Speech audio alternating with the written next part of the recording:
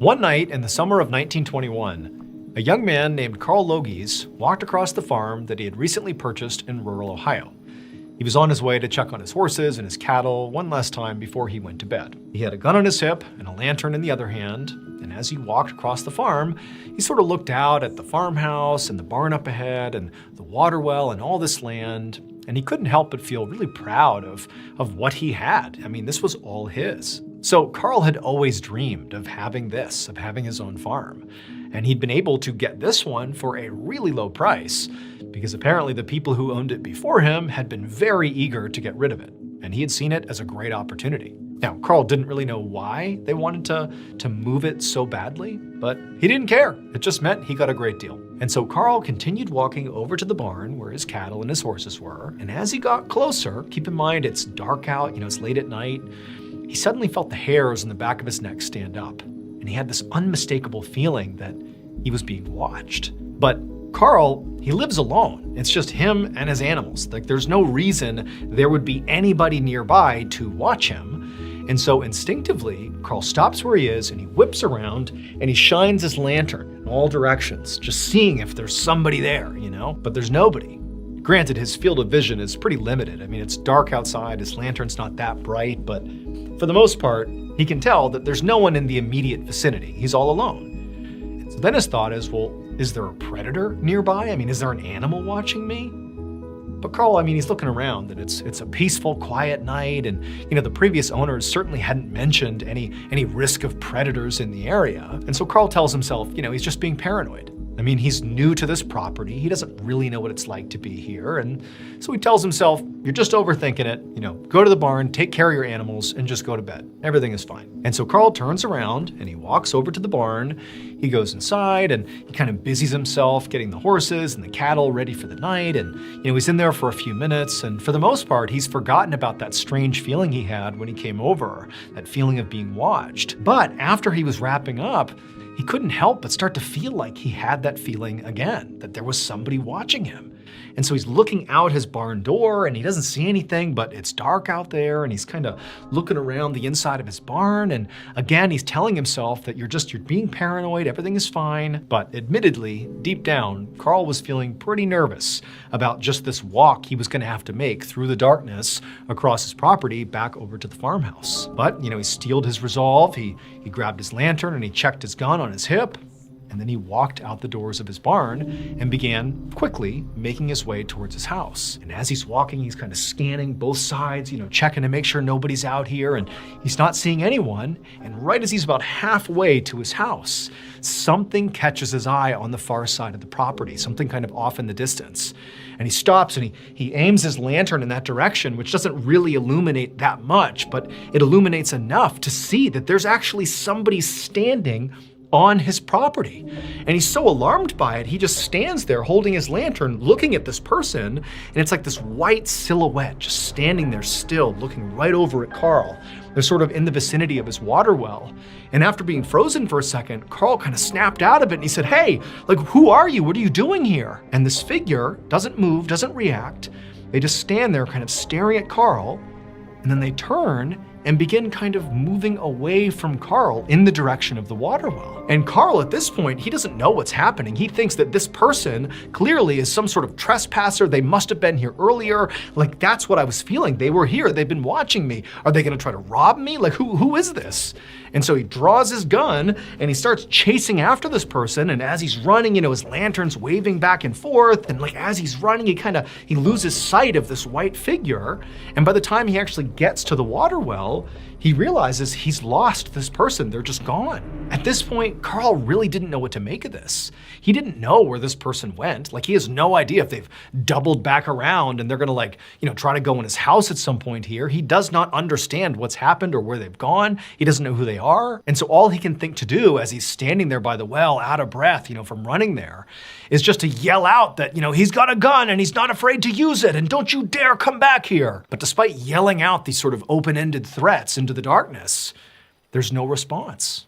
And he doesn't see this white figure anywhere. It's just dark and silent in all directions. And so for a while, Carl just stood there at the well, just, looking out, almost expecting to see this figure reappear, but they never did. And eventually, when it really felt like everything had kind of calmed down on his property, he just turned and run the rest of the way over to his farmhouse. He went inside and locked the door behind him. Now, the next morning when Carl woke up, he tried to tell himself that whatever happened the night before, it had to be an anomaly. Like maybe that was a neighbor who had come over and they were shy, or maybe it was, a potential trespasser or a thief or something, and they were scared off by Carl's threats of being willing to use his weapon. Like Carl is telling himself that whatever that was last night, he likely would never encounter that person ever again, and it was handled. But Carl was wrong. Almost every single night from that night onward for the next year, at about 9:30 p.m. every night, around the time that Carl would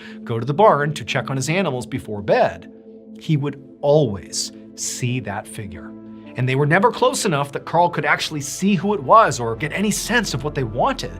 They were always just kind of off on the side of the property, always watching Carl every time he came out of the barn. And then when he would invariably scream at them and run towards them, and even at one point he fired his weapon in their direction, every time this figure would just, without saying anything, move away from Carl in the direction of the water well, and around there, Carl would lose sight of them. They would just vanish. Now, as much as Carl really wanted to pretend that this was just something explainable, that this was some person coming on his property that was evading his capture every single night, as much as he wished that could be the explanation, Carl knew, despite not being a very superstitious or, a believer in the paranormal, despite not being those things, he felt like what he was witnessing was a ghost. I mean, what else could it be? It's this white figure that floats away from him and vanishes every night. Like, that's a ghost. And also, another part of Carl was thinking, like, the previous owners were really excited to sell this property effectively at a loss. It's like they just wanted to be rid of this property. And he couldn't help but feel like, maybe there's a connection between what I'm seeing and why they left. But the one thing that Carl hung on to was that despite how unsettling this whole thing was and how terrifying it was to, see this figure floating around on his property, despite that, the reality is it was pretty predictable. Every night around 9:30, he would see this ghost, whatever it was, but it didn't really affect him or his animals. It was just terrifying. And he accepted that. It just sort of became his new normal. That is, until August 1st of 1922, which happened to be almost exactly a year after Carl had purchased this property. On that day, Carl noticed his horses, his cattle, they stopped drinking the water, the well water that he gave them all year long since he had been here. They had never had any issues with it, but on that day, they just stopped drinking it. And in fact, they were kind of skittish around the water, like there was something in the water that was upsetting them. Carl tasted the water, it tasted fine to him, but he assumed there just must be something in it that made it unclean to the animals. And so what he had to do was clean the water, which meant he needed to drain the well, get rid of all this dirty water, and let the well refill, and hopefully at that point it will be clean. So Carl goes over to the water well. Remember, this is always where the figure goes off and disappears to. And as the water began to drain, he realized there was something in the well, clearly deep in the well that he never would have been able to see unless he drained it. And here he is draining it, and he's looking down and he can't quite tell what it is, but eventually the water was shallow enough that it was obvious what was in the bottom of his well. And at that point, he went and got the sheriff. It would turn out 5 years earlier, Carl's farm had been owned by another man whose name was Frank Lerman. And Frank, when he was here, had multiple employees, including a young farmhand named Henry Lipenstick. And one day, Henry had gone missing. Henry didn't have any family or close friends who lived nearby, and so basically everybody in town assumed that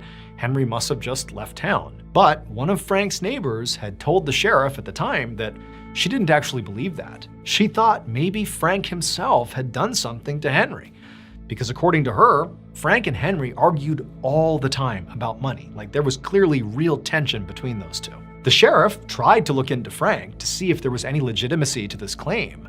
But at the same time this investigation was beginning, Frank abruptly sold his property and moved away. And without any real evidence, the sheriff couldn't prove there was any foul play involved. And so he just had to close the case and move on. Until Carl, 5 years later, drained that well. And suddenly, the Henry Lipenstick case was solved. because at the bottom of the well, Carl found Henry's very decomposed body. He was practically skeletal by this point, but they could tell that was Henry. An autopsy later revealed that Henry had died of blunt force trauma to the head, and his death was ruled a homicide. Frank was arrested and found guilty of second-degree murder, but he only served 7 months before his charges were dropped due to insufficient evidence, and he was released. When they pulled Henry's remains out of the well to give him a proper burial, they noticed he was wearing a watch, and the watch had stopped at 9:35 p.m., precisely the time that Carl, for a whole year, saw that white figure running off, disappearing over towards the water well where Henry's body was located. After Henry's body was properly buried, Carl never saw that white figure ever again. Also, it's believed that the previous owners right before Carl, who sold him the property at a discount, likely they were selling it because they too had seen Henry's ghost.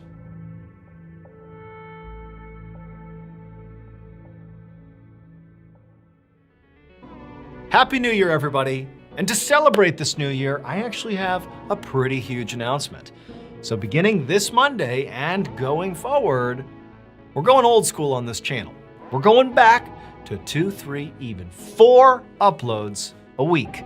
And this is none of that oh, we edited it differently, so it's brand new. No, we're talking new content up to 4 times a week. So how will it actually work? Well, this week, you're gonna be getting new stories on Monday, Wednesday, Friday, and of course, Saturday. Saturday is the same as it's always been and will continue to be. And then each and every week after that, you're gonna be getting 2, 3, even 4 brand new Mrballen episodes every single week. You've told me that you want more strange, dark, and mysterious stories, and now you're gonna get it. Can't wait to see you guys. Thank you.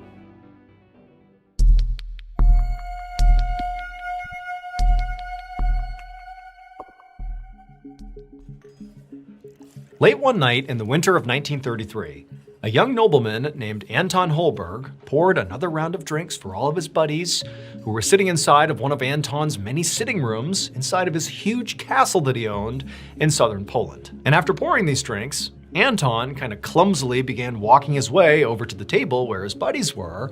And because Anton was pretty drunk, because he and his friends had been drinking for hours and playing cards and partying, Anton stumbled at some point and basically spilled half of the drinks onto the carpet. But because he was so drunk, he just thought it was really funny. And so did his friends. They were all roaring with laughter as he's on the carpet, picking up all these basically empty glasses. But then instead of going back and re-pouring the drinks, Anton, sort of as a joke, walked over to the table, sat down, and handed out these basically empty cups to his friends. And everybody thought it was so funny, and they didn't even get up to get more drinks. They were just all so drunk and happy, they just kept on playing their card game. And so as Anton's sitting there and everyone's laughing and smiling, the friend of his that was the dealer for this round of blackjack began to deal. But as he did, there was this sudden, really loud creaking sound that came from right above them. And it was so loud and so pronounced that even amongst this loud room of drunk men playing cards, everybody heard it. And there was a moment of silence where everyone sort of registered like, what's going on above us? And in this sudden stillness, Anton, he sort of made a jest and he goes, oh boy, that's the monk. Now, for the most part, everybody at the table, all of Anton's friends that were there, they had heard the story of the so-called hooded monk that apparently haunted the castle. That's at least what Anton would say. But one person who was there that night was a new friend of Anton's, and they had not heard of, the monk's story. And they said, well, what are you talking about? That's the monk. And immediately everyone's like, oh, geez, here we go. Because Anton, he looked over at the friends and he was like, oh, you haven't heard the story of the hooded monk? Let me tell you. And then Anton basically told this friend, as the rest of the friends are all like, give me a break, this is just crap, this is not real.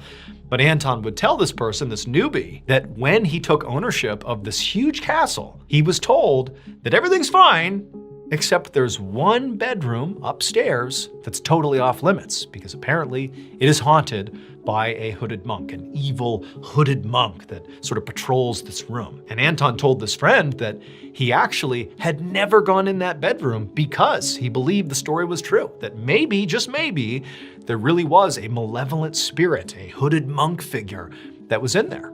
And also, he had tons of bedrooms in his castle. He didn't need to go in there, but right above us, is that off-limits bedroom, and so maybe that creak we heard was the monk. Now, again, basically everybody in the room knew this story, because Anton loved to tell the story of how his castle was haunted.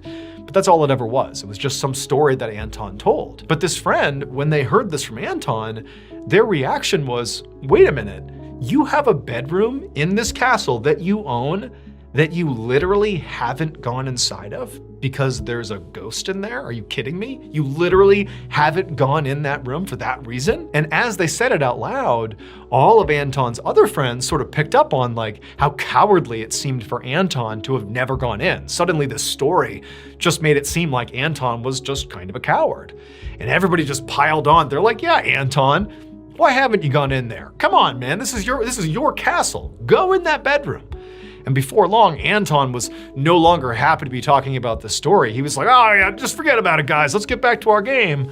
But nobody would let it go until finally they dared him like, hey, not only should you go in there, but tonight, you should stay the night in that bedroom to show us that you're really not afraid. And eventually, because Anton was so drunk and he was sort of standing up for his pride, he finally said, fine, yeah, fine. I'll go in there and I'll spend the night. Fine, I'll show you that this is just a story, it's no big deal. Now, after Anton loosely agreed to this, he likely thought that, the guys will forget about this and we'll go back to playing cards, and by the end of the night, nobody's gonna make sure I really go into that bedroom tonight. Like, they're gonna forget about this.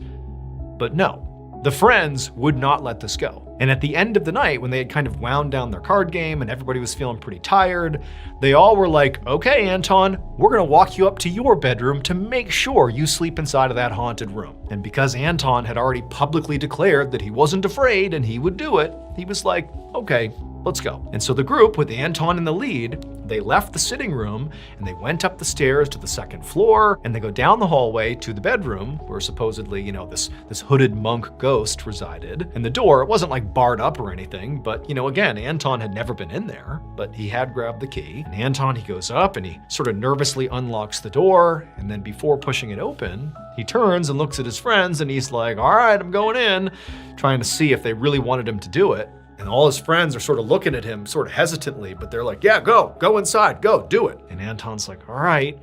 And he pushes the door open, and he and his friends, they all look inside. For the first time, Anton is now laying eyes on the inside of this bedroom. And really, there was not much to see. I mean, it was a bedroom, and there was old furniture in there that looked like it had been there for hundreds of years, covered in dust, and there's cobwebs everywhere, but it basically just looked like a really old bedroom that nobody used. And so his friends are like, all right, Anton, get in there. And Anton's like, all right, I'll see you in the morning.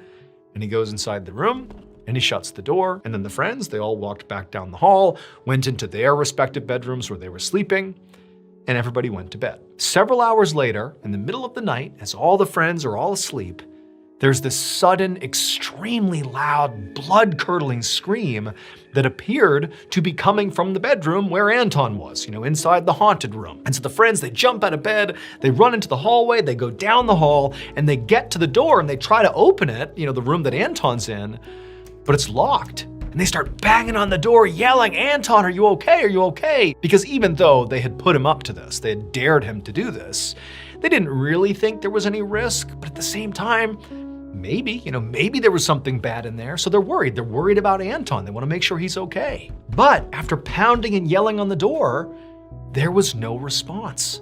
The haunted bedroom where Anton was completely silent. And the friends, they all kind of exchanged worried glances, and they're like, we got to get in there. We got to make sure he's okay. Something just feels wrong. That scream, that's somebody in danger. Like, Anton could be hurt here. And so they began smashing this door, ramming into it, until finally they literally blew the door off its hinges.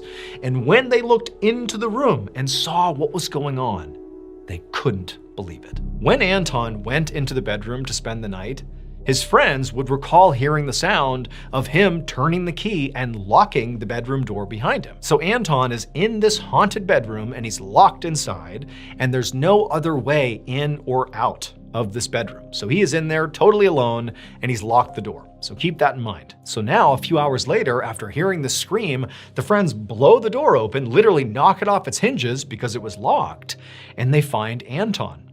and he's dead. And he's laying on the bed on his back, and the only sign of something that happened to him is there's this red mark around his neck, like a ligature mark, a thin red ligature mark around his neck.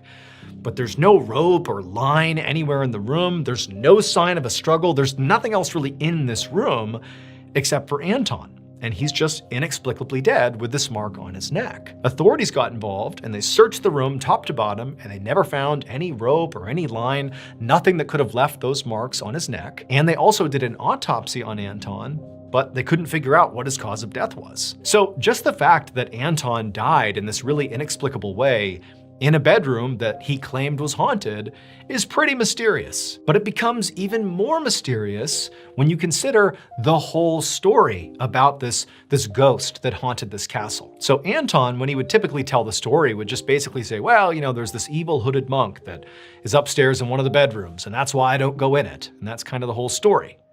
But that's not the whole story.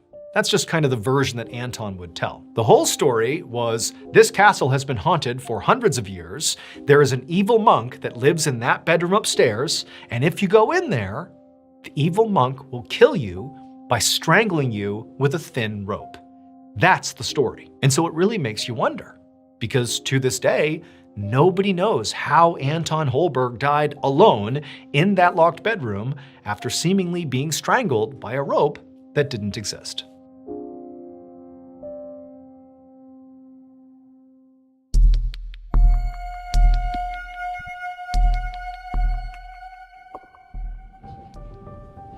Around 1 a.m. on Sunday, January 20th, 1907, a 57-year-old man named Samuel Hughes was riding on a passenger train that was moving through southeastern Wales. Sam had spent basically the last 24 hours working the entire time. He was a salt merchant, and he had left the town where he lived, a town called Blackwood, and taken a train south about an hour to another town called Newport, where he did a lot of business. And basically all day Saturday, from early morning all the way until late at night, he had been working.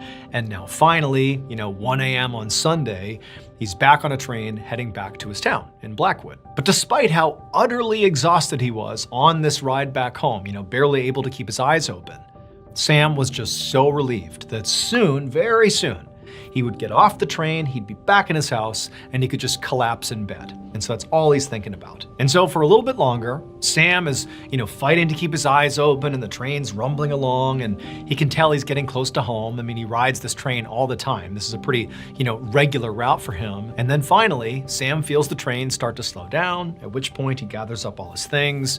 He gets up and kind of shuffles his way into the hall. And then once the train came to a full stop, he stepped off the train onto the platform, relieved that, he's now maybe 10 minutes from home. But as the train took off from the station, Sam, who's again standing on this platform, it's late at night here, he's looking around and he realizes something.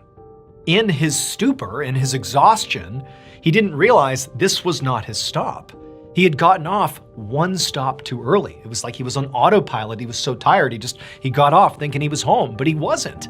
And now the train is gone. And remember, this is the early 1900s. He didn't have a quick way to get from where he was to his home. Like, there wasn't going to be another train anytime soon, nor did he know the train schedule.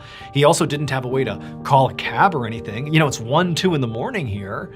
And so Sam realizes he basically can either find a place to stay in whatever town this is, or he can basically walk to Blackwood, which is, a pretty good walk away, but he figured, maybe, this town was close enough he could do it. And so he figured, his first step here is just leave the platform and just go find somebody, anybody in town that maybe is out and about, and just kind of figure out where we are. How do I get to Blackwood? Is there a hotel nearby or an inn or something?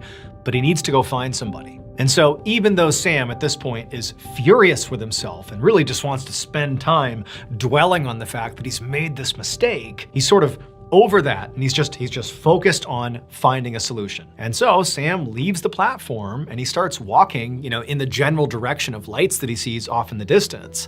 But this is a small train platform. He's clearly not near any major city. It's pretty much dark and just rural roads going in different directions. And so he really does not have high hopes that he's gonna run into anybody anytime soon. But surprisingly, after leaving the platform and walking not very far, he he got to an intersection where he saw another person walking up the other street. And he quickly realized it was a police officer. And so Sam is like so relieved, an authority figure, they can help me. And he flags down the police officer, and the officer comes over, and they're kind of sizing up Sam, like, what are you doing out here? It's the middle of the night, you got luggage with you, like what's going on here? And Sam explained the mistake he had made and asked the officer, like, hey, is there a place to stay here? Or maybe, is it walkable to get to my town, Blackwood? And the officer would tell him, like, there is places to stay in this town, but if you're up for it, it would only take you, maybe an hour if you did want to make the walk to Blackwood. And, if I was in your shoes, I might do that. And Sam, he thought about it and he was like, you know what?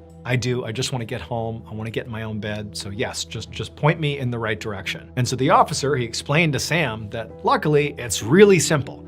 You just basically go straight down that road and you walk for about an hour until you reach a bridge. Once you get over the bridge, follow some signs and it'll be really obvious that you're right near Blackwood and you'll make it the rest of the way. And so Sam thanked the officer and then gathered up his things and he began walking in the direction of his town. Several hours later, a little after 3 a.m., Sam's wife, Bess, was awake inside of their home in Blackwood. She was awake because she was waiting for Sam to get home. She knew he would have a long day in Newport, but by now she knew he should be home. I mean, he went on this trip fairly regularly. She knew how long it took, even on the long end, and it being 3 a.m. and him not being home was starting to be pretty concerning. And so she's up, she's kind of anxious, and all of a sudden, she hears Sam calling out to her. He's clearly out in front of the property. He must have known that she was awake. He could see the lights on inside the house, and he was calling out to her that, he was returning. And so Bess, she's overcome with relief. She knows her husband is safe. She grabs a candle and she goes to the front door to greet her husband. She opens the door and she looks out, and it's not her husband. Her husband is nowhere to be found. Instead, there is this dark figure standing on her porch, just inches away, looking right at Bess. And Bess, she freezes when she sees it, but she isn't scared. There's a weird calm about what she's looking at. She doesn't know what it is. She has no idea what to do, but she's just standing there calm as this figure is right in front of her, not moving. And as she's just staring at it, she realizes it's dressed in this long black cloak, and it had on a black silk hat.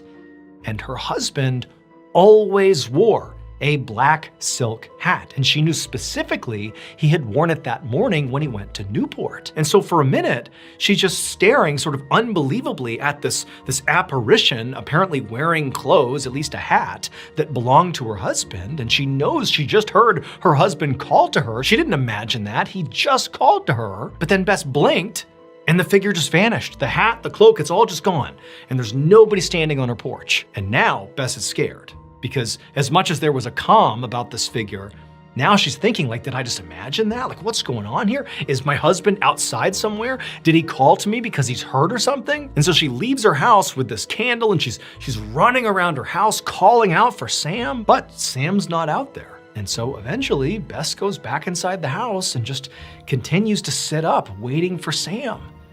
But Sam doesn't come home. And eventually, by 5 or 6 in the morning, Bess just goes to bed. When Bess woke up later that afternoon, Sam still had not come home yet.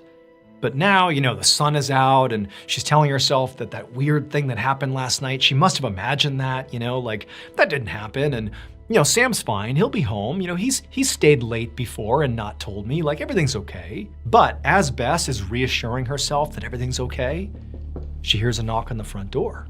And for a second, she thinks maybe it's Sam, maybe he's home. But she goes to the door, she opens it up, and it's a police officer. And he just says to her, I have some terrible news. It would turn out the night before, when Sam met that police officer who told him to walk this way to get back to Blackwood, well, Sam had followed the directions, and apparently he was on the right path because he got all the way to that bridge that the officer said would, demarcate that he was close to Blackwood. But perhaps because he was so exhausted, or maybe just because it was still so dark outside, he fell off the bridge to his death.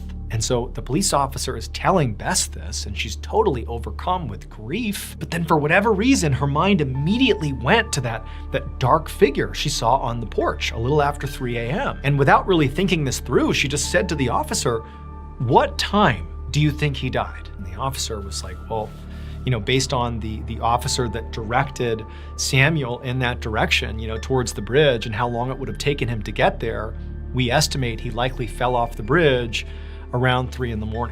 And so for Bess, she's thinking, that's around the same time I saw that figure on my porch.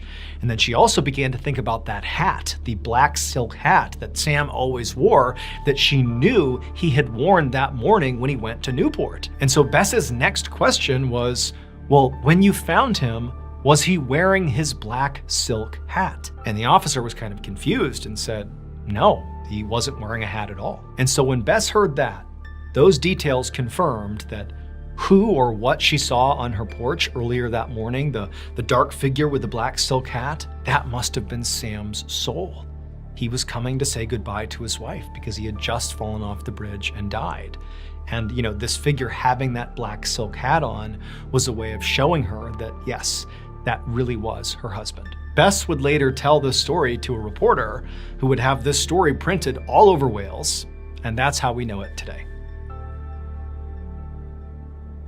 On the evening of Friday, May 21st, 1993, a 29-year-old woman named Kem Wenger clapped her hands together in front of her with happiness in the basement of the Golden Congregational Church in rural Iowa. Her closest friends had gathered here to throw Kem and her fiancé, 32-year-old Kurt Simon, a combination wedding shower and goodbye party, and now they were presenting the couple with their gift. It was a money tree, planted in a little yellow coffee can with envelopes full of cash hanging off of it. Kem and Kurt both smiled and began making their way through the crowd to give everybody a big hug and to say thank you. Tonight was a big night for them. All their plans were finally falling into place.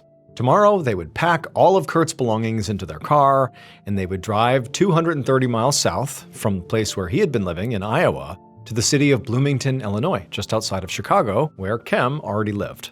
And in Bloomington, they would begin their new life together as a soon-to-be married couple, raising Kem's 2 children from previous relationships. It had been a whirlwind 8 months since they had first met on actually a blind date. Kem had known almost immediately that Kurt really was something special, but it hadn't been easy for them to get to this point. They both had almost no money. Kurt was studying to be a Presbyterian minister and living in Iowa to finish seminary school. And Kem was a single mom living in Bloomington who had just recently quit her office job because her coworker was sexually harassing her. She'd taken on off-the-books work as a hairdresser and house cleaner, but she still had to rely on public assistance to make ends meet. The long-distance relationship itself was also just exhausting, with all the driving back and forth. And it didn't help that Kem had contentious relationships with the fathers of both of her kids. Her 1-year-old son's father, Dale Fosdick, was always late with his child support payments, and he still acted like he was entitled to walk right into Kem's house anytime he wanted. Kurt had actually recently confronted him about doing that and told him to stop, which Dale did not seem to appreciate. Her 7-year-old daughter's father, Todd Wenger, really wasn't much better. Todd fought with Kem all the time over their custody arrangement, and he and her other ex, Dale, were actually friends, which really annoyed Kem. But now, as somebody handed Kem a piece of cake in the church basement, all those problems seemed like they were about to get a whole lot smaller. Kurt was moving in, and Kem was about to get her whole life organized.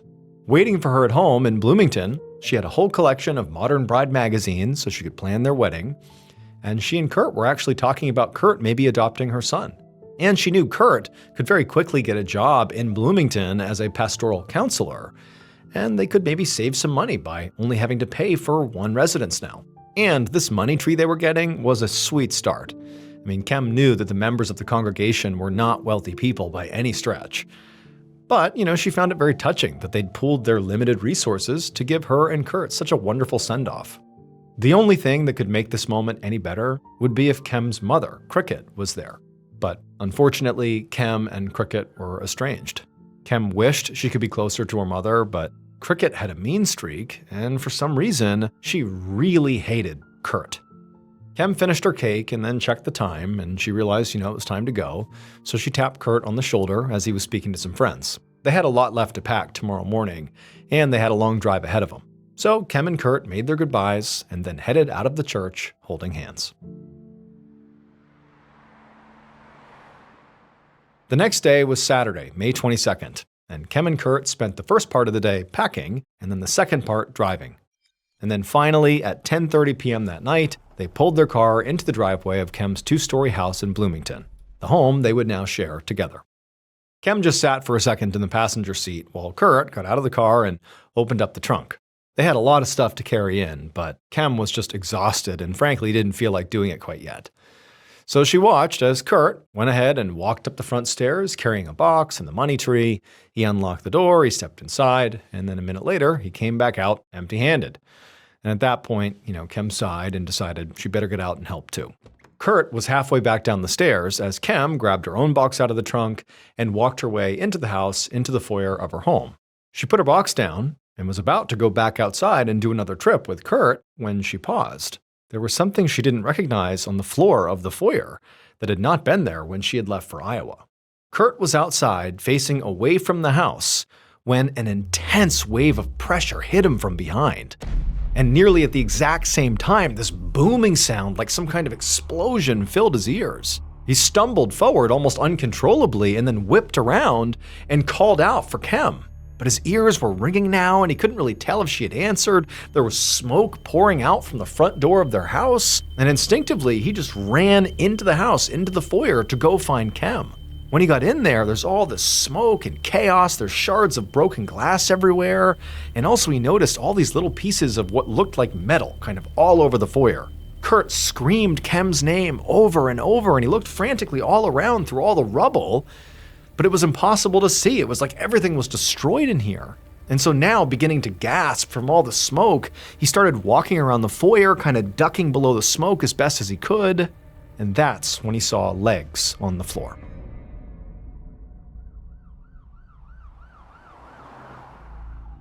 Minutes later, Detective Larry Shepard of the Bloomington Police Department pulled up outside the two-story house in his cruiser, with his partner beside him and another squad car behind them.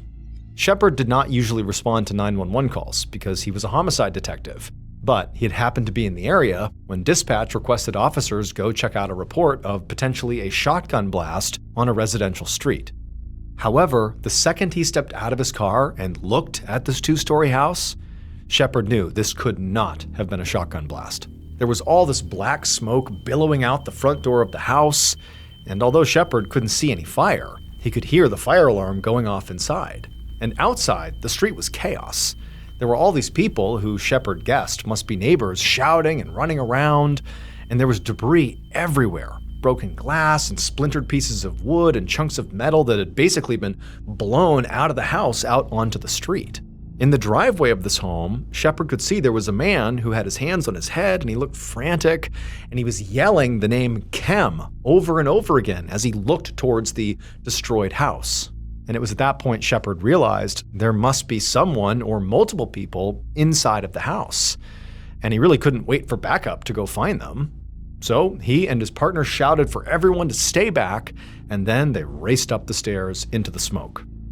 Once Shepard was inside the front foyer, he could tell there was no active fire, just lots of smoke kind of hanging in the air, and he looked around and he saw there was a 6-inch hole on the wall right near the front door, and there was another hole right in the floor of the foyer. But even though he saw those things pretty quickly, his attention quickly snapped to the body of a woman who was on the ground, and it was immediately clear that there was nothing they could do for her. Literally half of her head was just missing. In his entire career, Shepard had never worked a murder case where the weapon was a bomb. But standing in this blackened, destroyed foyer over the charred body of this woman, Shepard felt sure that that is exactly what he was looking at right now. Around this point, the officers from the other squad car had now come up the stairs and into the house. But Shepard told them to get back, go back outside, because the scene was not safe to process yet. They needed the fire department here, and they needed the bomb squad, because there could be more explosives.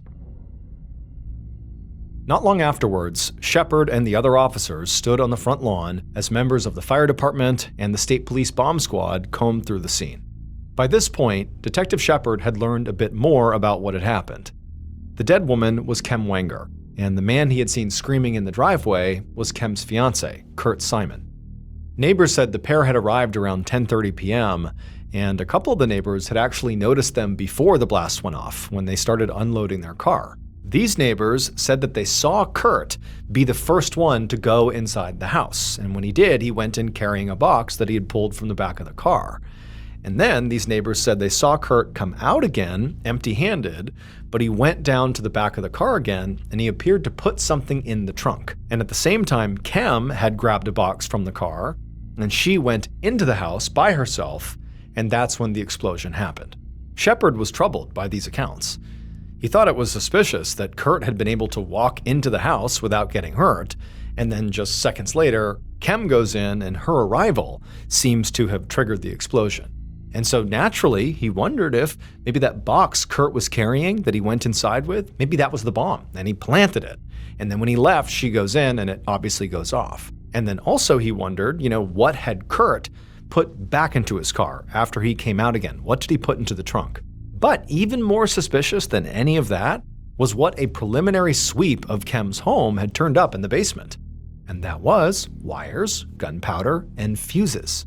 Shepard did not need to be a bomb expert to know that these could be components of a bomb, and that whoever killed Kem must have built the bomb right there in her basement, which naturally made Kurt Simon the #1 suspect. So Shepard told a crime scene tech to process Kurt's vehicle and pay extra attention to the trunk. Then the detective walked over to Kurt himself.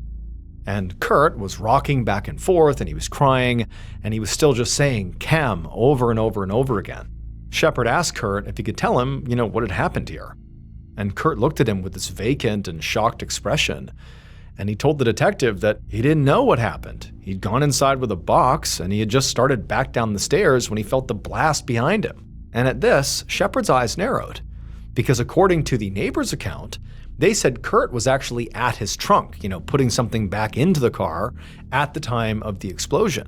But Kurt was now claiming that he had actually only just exited the house, basically was on the stairs as the blast happened. Now, this discrepancy could just be a result of confusion, or Kurt could be lying to cover up whatever he may or may not have done. But independent of whatever this was, Shepard just told Kurt that right now he was going down to the station for questioning.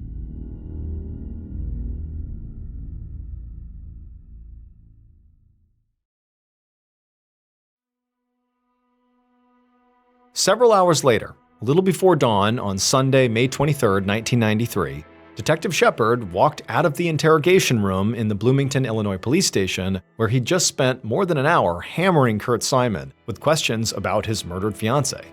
And Kurt had been a pretty difficult interview. He had plenty of ideas about other people who might have killed Kem. He told Shepard that both the fathers of Kem's children, Dale Fosdick and Todd Wenger, fought with her all the time. And he said that Kem's estranged mom, Wilma Lewis, who everybody called Cricket, was, quote, every kind of evil. But Kurt had seemed to have no information to offer about what he had actually witnessed before the explosion. He had stuck to a story that he had not seen anything suspicious at all in the foyer, which Shepard found hard to believe. Kurt also had no explanation for why the bomb exploded on Kem and not on him, and he also denied knowing anything about the bomb-making materials that had been found in Kem's basement. Kurt also said he hadn't put anything back in his trunk around the time of the explosion, but he couldn't explain why the neighbors said he had. Shepard ultimately thought Kurt was either the most unobservant person alive, or he was lying. And on top of all that, Kurt had refused to take a lie detector test. However, Shepard still had to let him go home. The detective just didn't have anywhere near enough evidence to arrest Kurt, at least not yet. At this point, the bomb squad was actually still searching the house for any additional bombs, so the crime scene techs had not gotten in yet to begin to start looking for forensic evidence. They actually hadn't even been able to remove Kem's body yet. Shepard knew the day ahead was going to be very busy. Other members of his team had spent the entire night canvassing the neighborhood and notifying and questioning Kem's family members, and now Shepard was sure there was going to be quite a few interrogations for him to conduct. He'd already been awake for 24 hours by this point, but he knew there was not going to be any sleep soon. So he walked to the office coffee pot and poured himself a cup of coffee and stood there drinking it and thinking about how he was going to nail Kurt Simon for murder. Meanwhile, the bombing itself was making huge news all across Illinois. By about 9 a.m. on Sunday morning, so less than 12 hours after the explosion, there were all these reporters milling around the front entrance of the police station, and some were even going in and out of the lobby, trying to talk to people and get any information. And Detective Shepard knew this story was only going to get bigger, because the Illinois State Bomb Squad had just called in the Federal Bureau of Alcohol, Tobacco, and Firearms, or ATF, to help them process the scene. And all that meant there was going to be an enormous amount of pressure on Shepard, who was leading the investigation. And this pressure was especially stressful this morning because the case he'd thought he'd had against Kem's fiancé, Kurt Simon, was starting to fall apart. In all their interviews with Kem's friends, everyone had said Kem and Kurt had a good relationship and were excited to start their life together. The crime scene unit had searched Kurt's car, where neighbors claimed they had seen him place something in the trunk right after the explosion or manipulate something back there, maybe a detonator. But the crime scene techs had found nothing suspicious at all back there. Shepard's partner had checked out Kurt's story that he had spent the entire week previous to the explosion in Iowa, where he lived, and he was moving here to Bloomington to live with Kem. And they had found out that that story was true. He really had been in Iowa. And so this made Shepard's theory that Kurt had assembled the bomb in Kem's basement a lot less likely, since Kem was home all week and Kurt wasn't there. Plus, Kem's babysitter had given police 2 additional pieces of information that really widened the suspect pool. First, she said that the spare key to Kem's house had recently gone missing. And the second thing was, because the spare key was gone, Kem had gotten locked out at some point and had to cut a hole in the screen in the back door to get inside. And so this meant that basically anybody could have gotten inside of Kem's house to build the bomb if they just went in through the back door, or if they, had the key, if they stole the key. So Shepard's suspect list effectively had gone from Kurt to all of Bloomington.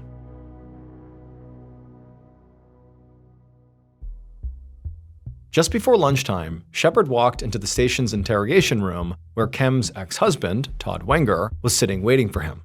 With Kem's fiancé, Kurt, looking less and less likely as a suspect, the detectives had set their sight on Kem's exes. Both Todd, who was the father of Kem's daughter, and Dale Fosdick, who was the father of Kem's son, not only had obvious motives, but they also knew Kem's schedule, because each of them had been watching one of her children over the weekend before she was killed. Shepard's partner had actually already spoken to Dale. Basically a couple of hours after the explosion, he had spoken to him, while Shepard himself had been busy questioning Kurt. And during that exchange, Dale had seemed shocked by Kem's death, and he'd made what seemed like a good faith effort to answer the detective's questions, although his son kept crying and interrupting them. Dale did admit to having some tension with Kem, but he also had an alibi. He'd been with family in the morning and doing yard work in full view of his neighbors in the afternoon and the evening. He'd given Shepard's partner names and phone numbers of potential witnesses that could have witnessed this, and a preliminary round of calls to those witnesses had suggested that Dale was telling the truth. But the detectives were conducting all their interviews with very little information about the crime itself, because they didn't really know how the bomb that killed Kem actually worked. They weren't sure if the killer had to be, right nearby to detonate it, or if maybe it had been remote operated so the killer could be farther away, or maybe the bomb was just set to some kind of timer. Scientists at the ATF were trying to reconstruct the bomb from all the shrapnel, but until they did that, Shepard and his partner would not know exactly when the killer would have been at Kem's house. And none of the neighbors had reported seeing anything unusual around the time of the explosion that would help them narrow it down. So now, as Detective Shepard sat down across the interrogation table from Kem's ex-husband Todd Wenger, he started with some general questions about his relationship with Kem. And Todd seemed a little nervous because he kept wringing his hands while he spoke. He said that he and Kem did fight about child support costs, and he said he had been very frustrated with her because he didn't feel like she was always fair during their divorce. But he insisted that that did not mean he wanted to hurt her. He said their problems were common for most divorced couples. Shepard did not put much stock in that assertion because in his experience, divorce or breakup plus money was a very good motive to hurt somebody. So he asked Todd where he'd been all day on the night of the blast. And at this question, Todd definitely appeared to relax, and he launched into a very detailed explanation of all his movements. He said he'd been with his daughter and his new girlfriend, and both of them would definitely vouch for him, along with several people who had seen them during the day. By the time Shepard sent Todd home, He really wasn't sure which of the exes, Todd or Dale, he thought was a better candidate for his killer. Both had clearly been fighting with Cam or had real tension with Cam, but both had alibi witnesses. So, Kem's fiancé Kurt might have had the opportunity to plant the bomb if it was set shortly before the explosion, but he had no clear motive. As for Todd and Dale, they seemed to have plenty of motive, but no real opportunity. And so Shepard decided his next move should be to talk again to Kem's family. Maybe they would be able to help him sort out his flawed suspect list.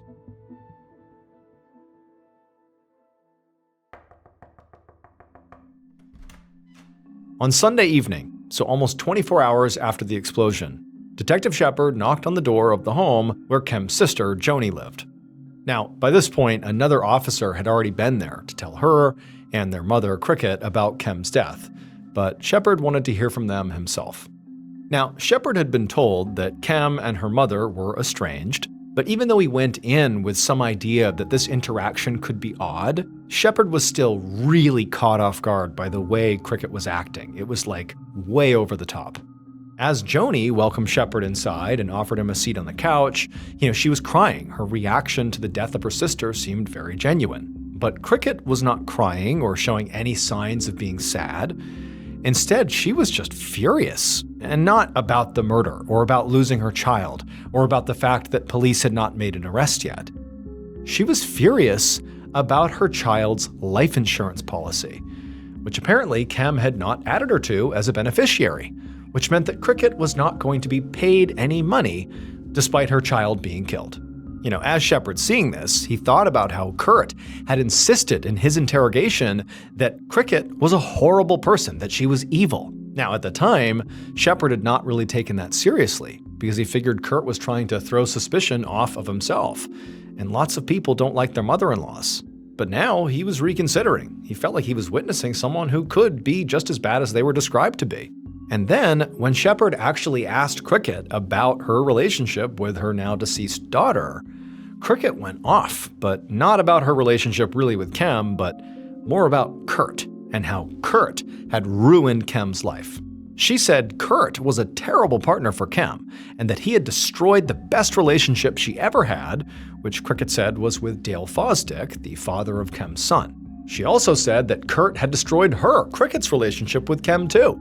She said that she and her daughter used to talk every day, but once Kurt was in the picture, she had been forbidden to call the house at all.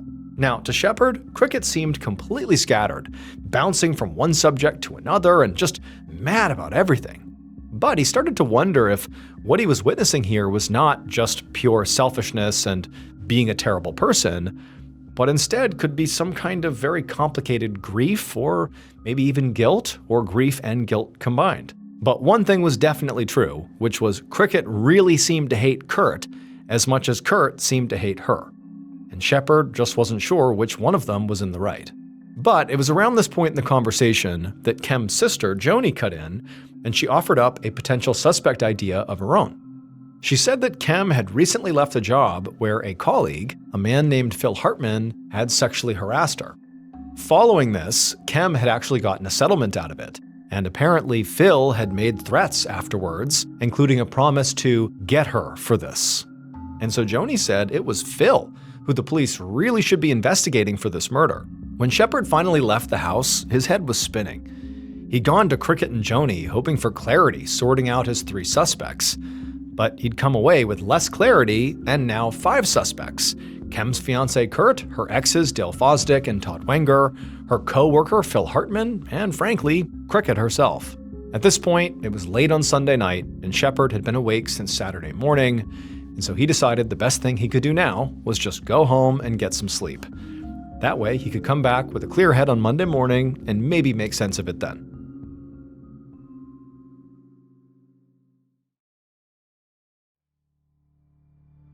On the afternoon of Monday, May 24th, so almost 2 days after the bombing that killed Kem Wenger, Detective Larry Shepard walked through the front door of Kem's house, feeling cautiously optimistic.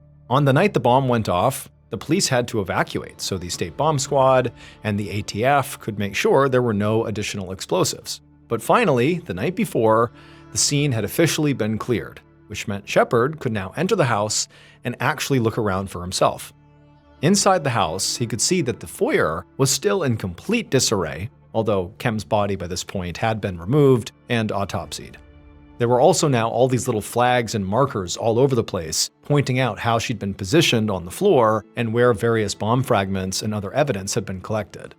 And also now, because the feds had completed a preliminary assessment of the bomb, Shepard could actually imagine how the bombing went down.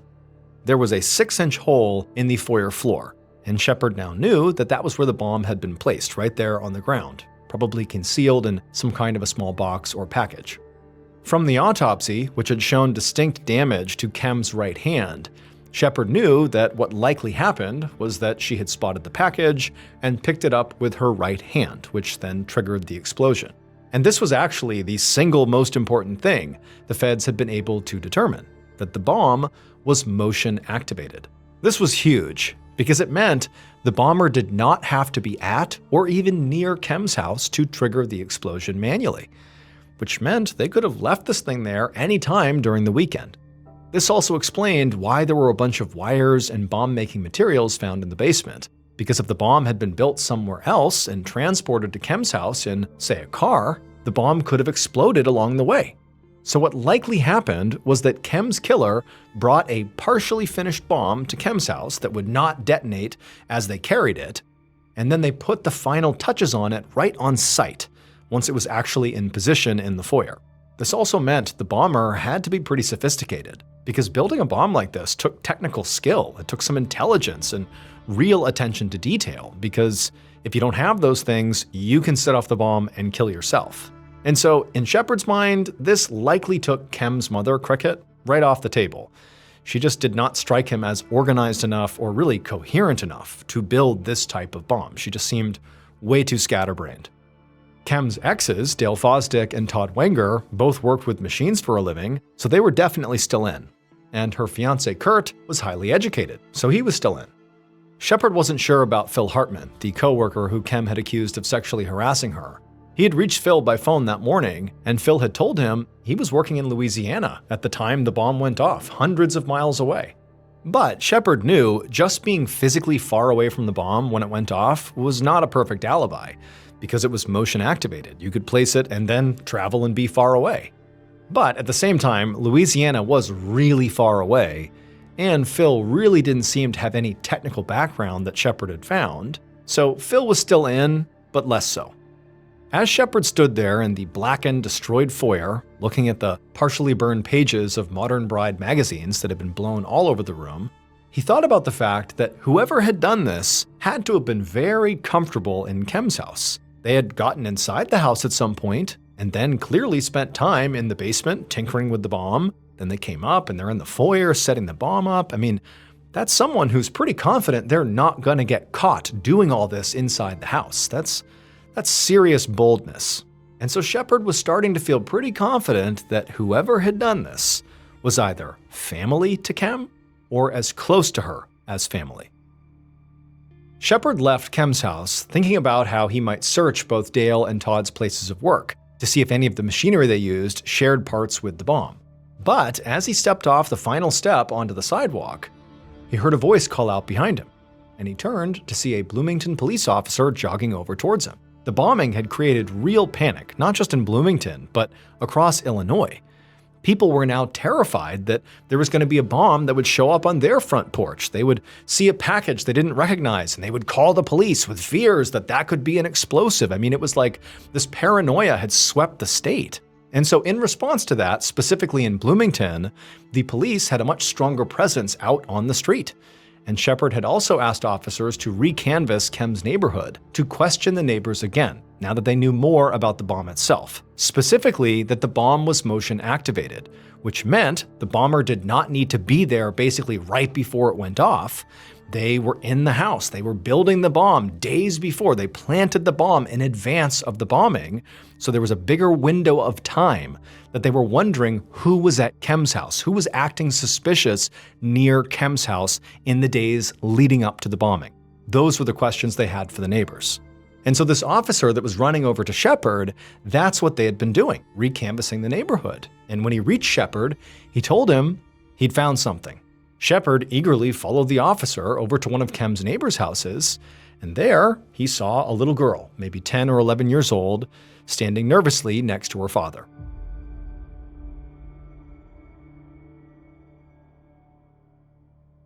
And based on what this little girl would say, along with evidence collected by the Bloomington Police Department and the ATF, this is a reconstruction of what authorities believe happened to Kem Wenger on May 22, 1993.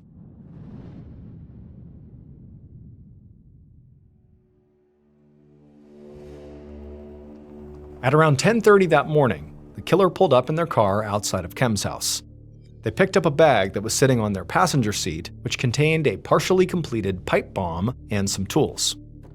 With this in hand, they got out of the car, and they walked up to the front door, and they pulled a key from their pocket. This was the same key they had stolen from under the doormat a few months earlier. They used the key to unlock the front door, and they let themselves inside. The killer then walked down to the basement, where they took all the various items from the bag and placed them on the counter, and they got to work. The killer was not worried about getting caught. They knew this neighborhood very well, and everybody in this neighborhood knew them, and they would not find it suspicious at all to see them there. Plus, they knew they would have an alibi for the time period when the bomb actually would go off. Once the bomb was mostly assembled, the killer gathered up most of their things. They left behind some random supplies in the basement, but figured it didn't really matter since the explosion would take care of everything. Feeling very confident in their workmanship so far, the killer walked back upstairs and placed the nearly completed bomb on the floor in the foyer. And then, as they completed the final steps, they could feel sweat beating on their forehead, because if they did anything wrong, the bomb would go off. But the killer got it all done, and they stood up very slowly and carefully and walked back out through the front door. But before they could get in their car and drive away, they saw one of the neighborhood girls playing in the yard next door. And the girl looked at them and waved and said hello. And the killer, who felt like they belonged there and no one will remember me, they waved back. Well, the little girl remembered that interaction, and she would tell Detective Shepard who she saw leaving Kem's house. It was none other than Kem's ex-boyfriend and the father of her son, Dale Fosdick. Dale was very upset that Kem had broken up with him and was now seeing Kurt. He had also heard from Cricket, who he was still very close with, that Kurt had talked about adopting his own son, and this enraged him. He couldn't stand the idea that his own boy might grow up calling another man dad. So he used the electronic skills and the tools he'd acquired from his hobby of building model airplanes to build a pipe bomb. And so ultimately, Dale was caught because of his entitlement to feel like he could just stroll into Kem's house anytime he wanted. Because he did that all the time, despite her saying not to, he became a familiar face in the neighborhood. And that's why that little girl remembered him. After months of forensic work that tied Dale even more closely to the bomb, he was finally arrested and found guilty of first-degree murder and sentenced to 61 years in prison. But he would only serve 14 of those years because in 2010, while still behind bars, Dale died of a sudden illness. On February 12, 1949, a man in his 30s named Leonardo Paez paced around a radio station in a city called Quito, which is the capital city of Ecuador. It was a Saturday night, and Leonardo and all the people around him were working very hard to get ready for an urgent broadcast. So Leonardo was the director of Radio Quito, which was a highly respected news station owned by a popular newspaper called El Comercio. Most people in Ecuador basically got all their news either from this news station or that newspaper, or both. And running a radio station with such a great reputation was really a source of pride for Leonardo, who had grown up in Quito. So he took his job very seriously, which was why tonight was such a big deal for him. He was about to deliver a potentially life-changing broadcast to the entire city. And just thinking about the gravity of this moment was making him feel sick and sweaty. In the room with Leonardo was a team of producers and sound technicians, as well as one of the station's top news anchors. Most of the last-minute work they were all doing involved organizing stacks of paper that contained instructions about what to say and what to do during this pivotal broadcast. That's what the anchor was double-checking right now. He was the one who had written the broadcast script, and he would be the one actually reading it on the air. Leonardo looked anxiously over at the clock on the wall. It was already a few minutes after 9 p.m., and they didn't have a lot of time left. But even though Leonardo desperately wanted to get this broadcast started as soon as possible, he knew he had to give his anchor the space and time to make sure they were 100% ready before they actually went on the air, because they really only had one chance to do this right. So instead of telling the anchor to come on, hurry it up, Leonardo instead bit his lip and just paced around the station, trying to distract himself by listening to the program that was currently being broadcast over the radio station's airwaves. It was a live musical performance from a duo of singers named Benitez and Valencia.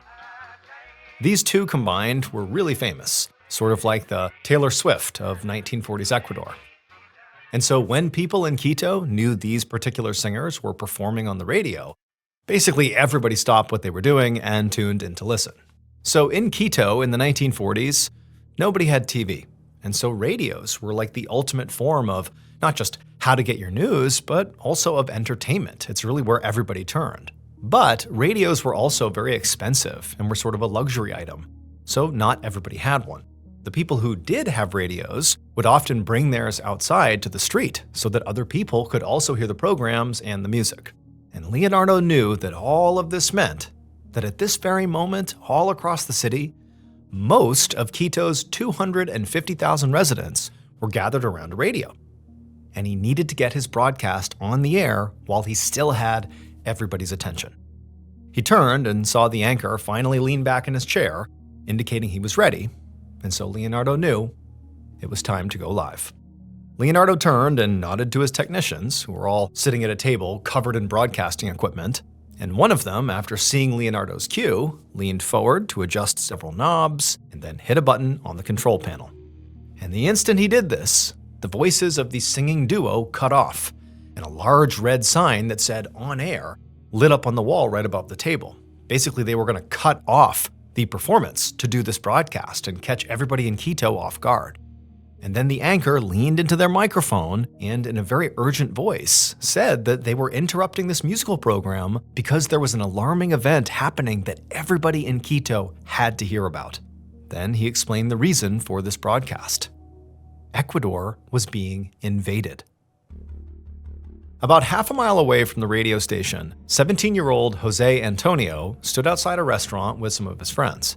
Jose and his friends and all the diners, plus a bunch of people out on the sidewalk, had been gathered around the restaurant owner's radio, listening to Benitez and Valencia sing, when suddenly the music had cut out and the anchor had come on to say that their country was under attack. And so as Jose and this group is sort of caught off guard and listening to this sudden announcement, the announcer got really emphatic and said, "Listen, the city of Latacunga has been destroyed." And at that, Jose's mouth fell open and he felt this jolt of fear in his chest. Latacunga was only about 60 miles south of Quito. So Jose, along with everybody else around him, instinctively leaned into the radio so they could hear more about what was happening and why. But when they all did that, the broadcast suddenly stopped just as abruptly as it had come on, and the music program came back on. But the street got really quiet as Jose and the crowd just kind of stood there, waiting for something to happen. I mean, really nobody knew how to react to this. A few people began looking up at the sky, thinking maybe warplanes might be flying overhead, and actually Jose began doing that too, wondering if, that's the next step. But there were no planes, and there were no signs of anything that would indicate that war was happening nearby or, whatever destroyed Latacunga was approaching Quito. All Jose could hear was the echo of other radios around the city, now back to playing this musical program. But as the seconds ticked by and the crowd gradually began talking again and kind of going back to normal, some people began making jokes and suggesting that this broadcast was literally a joke, that was meant to be a prank. Others just kind of brushed the whole thing off and just went about their evening as if it had never even happened. However, Jose did notice that some of the people at the tables outside the restaurant where he was were still just kind of staring at the radio and shifting around like they were restless or uncomfortable, like clearly that broadcast had struck a nerve. Jose also kept fidgeting around and trading worried looks with his friends and the other people around him because he wasn't so sure this was a joke. And the reason he wasn't sure was because a sudden invasion of their country had actually happened before. 7 years earlier, in 1941, when Jose was just a kid, the much larger country of Peru had invaded Ecuador after an argument over land along a shared border. Instead of settling the argument diplomatically, the Peruvian army stormed into the disputed territory in Ecuador and conquered it pretty easily. And the fighting had only lasted for maybe about a month before Ecuador accepted that they had lost and retreated, giving up the land. But even though the fighting back then had never actually reached Quito, it had been a terrifying experience for residents of Quito because it made them realize they were not able to defend themselves against a foreign invader. But just then, as Jose and the others are sitting outside the restaurant kind of grappling with what could be going on here, how real is this, is this a prank? Just then, the music that had come back on again on the radio cut out, and once again, the broadcaster's voice came on, and they said they had an update. The enemy had landed their aircraft right on the outskirts of Quito in a northern area called Cotocollao, which was only 8 miles from the center of Quito. And suddenly Jose and the others realized that if the enemy had destroyed Latacunga in the south and now landed in Cotocollao in the north, then the city of Quito was effectively surrounded. But before Jose could even process this thought, another man's voice came on the radio. And unlike the first voice, which was emphatic but basically calm, this guy was absolutely panicked. He said he was the chief of Quito's newspaper, and then he basically screamed, "The airbase has been taken over by the enemy and destroyed. They're exterminating everything and everyone." He continued to yell that the enemy was using poisonous gas and they were using fire and they were literally killing people and destroying homes and buildings. And then he issued a simple and terrifying warning. They're coming.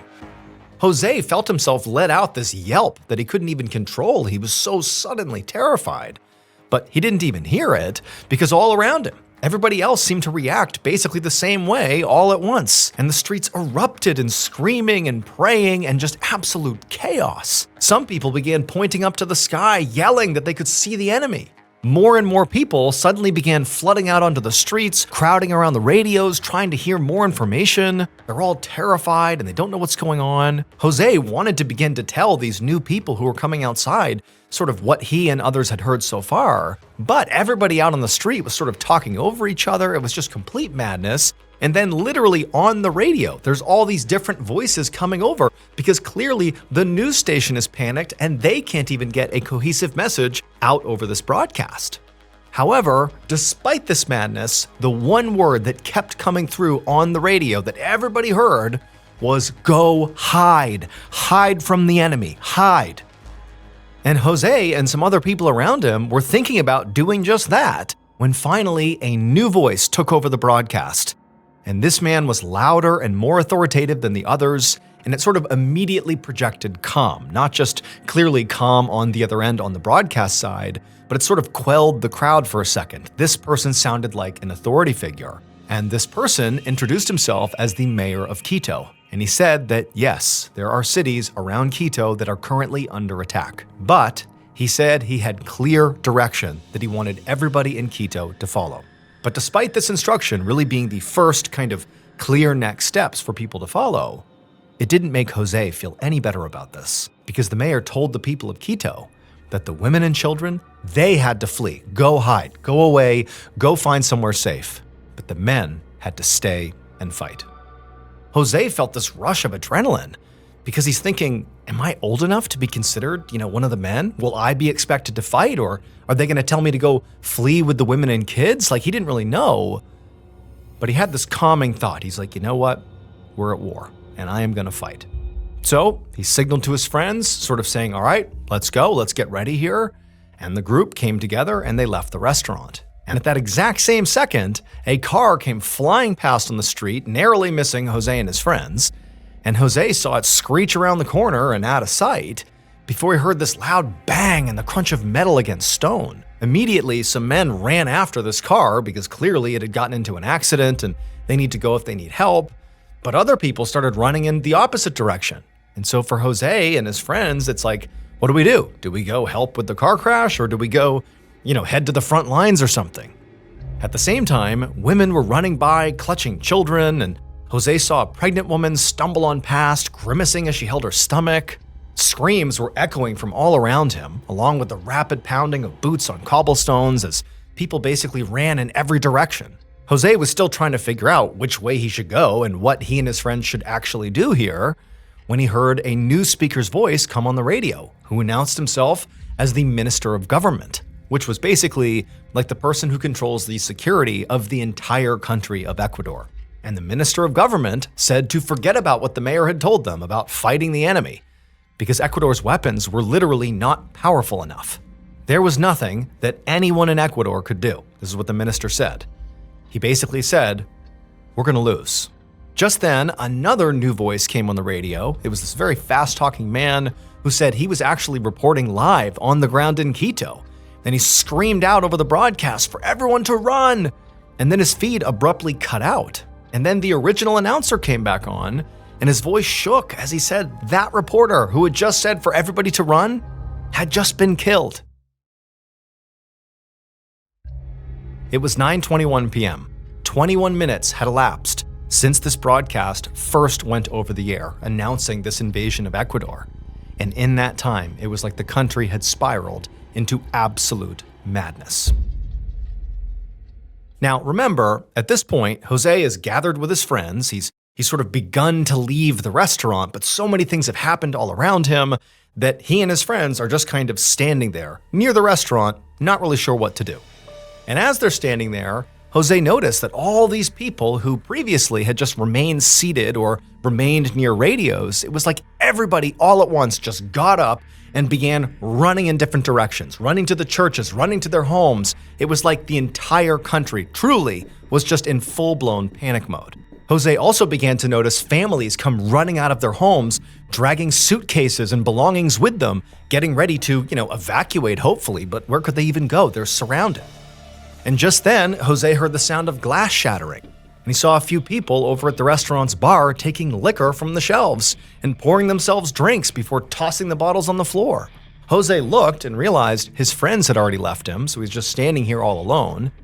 And he knew by this point he can't just keep standing here thinking about what he's going to do. He needs to do something. He needs to act. But just then, the radio crackled back to life, and once again there was a voice calling out one final update.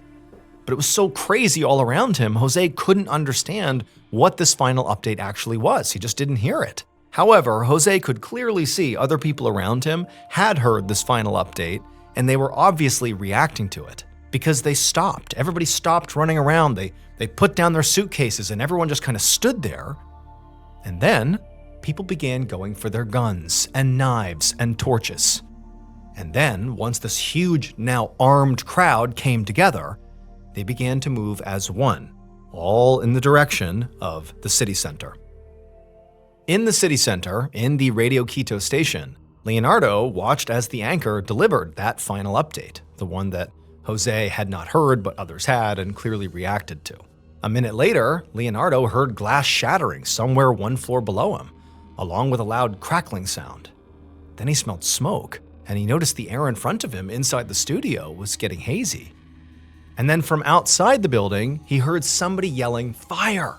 Behind Leonardo, the anchor grabbed the microphone and pleaded on air to anybody who was listening that the radio station was in trouble and to please come help. But there really was no one left to help them. They were on their own. And when Leonardo and his team realized this, they knew they had to get out of this station by themselves. And so they ran together down the stairs to the exit. But before they even got to the bottom of the steps, the smoke from the fire became so thick they couldn't even breathe. Leonardo realized that the whole first floor must be engulfed in flames.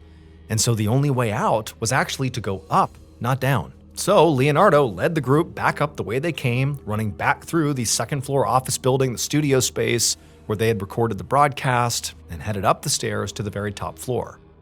And by the time Leonardo got to the top floor, he could hear screams coming from somewhere below him, and they sounded painful and horrible. He hoped his coworkers had been able to follow him up here, but by this point there was so much smoke in the building, he really couldn't see, so he didn't know who was here with him and who had been left behind.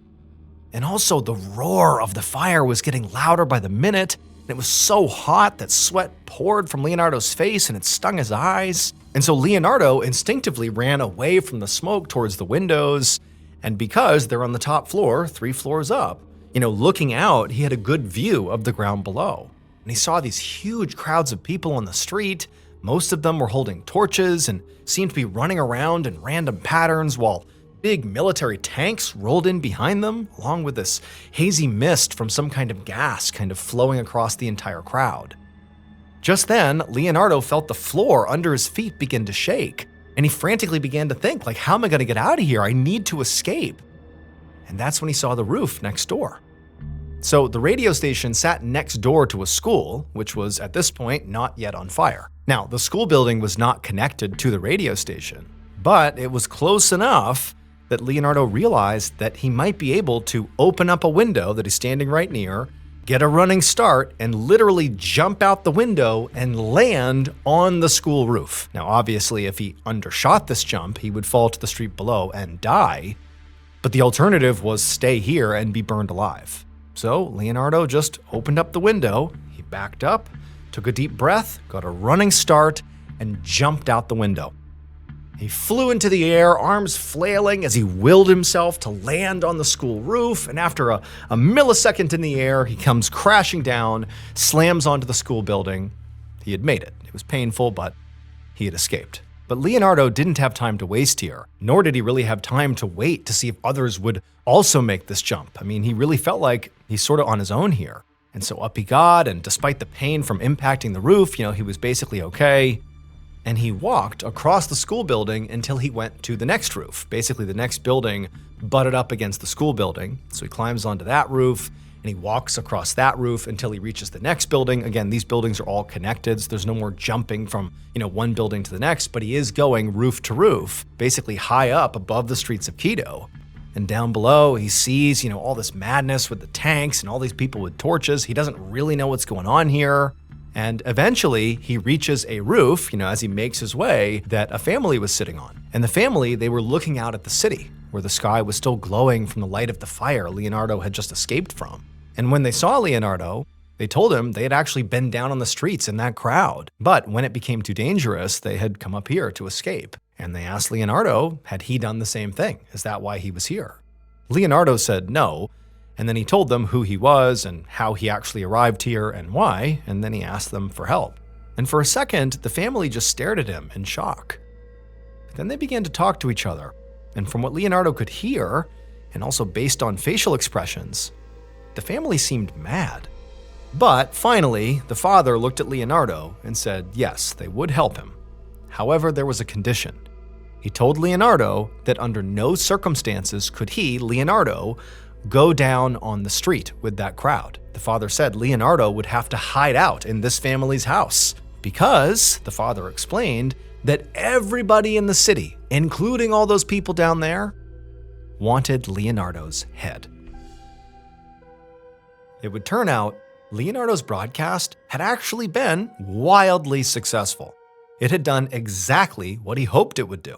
It grabbed the attention of basically everybody in Quito. The whole city stopped in its tracks to listen to what the broadcast had to say. However, there was one very important fact that Leonardo had decided not to mention in this broadcast until the very end, when in many ways it was already too late. This fact was the final update, the one Jose had not been able to hear, but that had caused everybody on the street who had heard it to stop running around, stop screaming, and just get their guns, knives, and torches and head towards the center of town.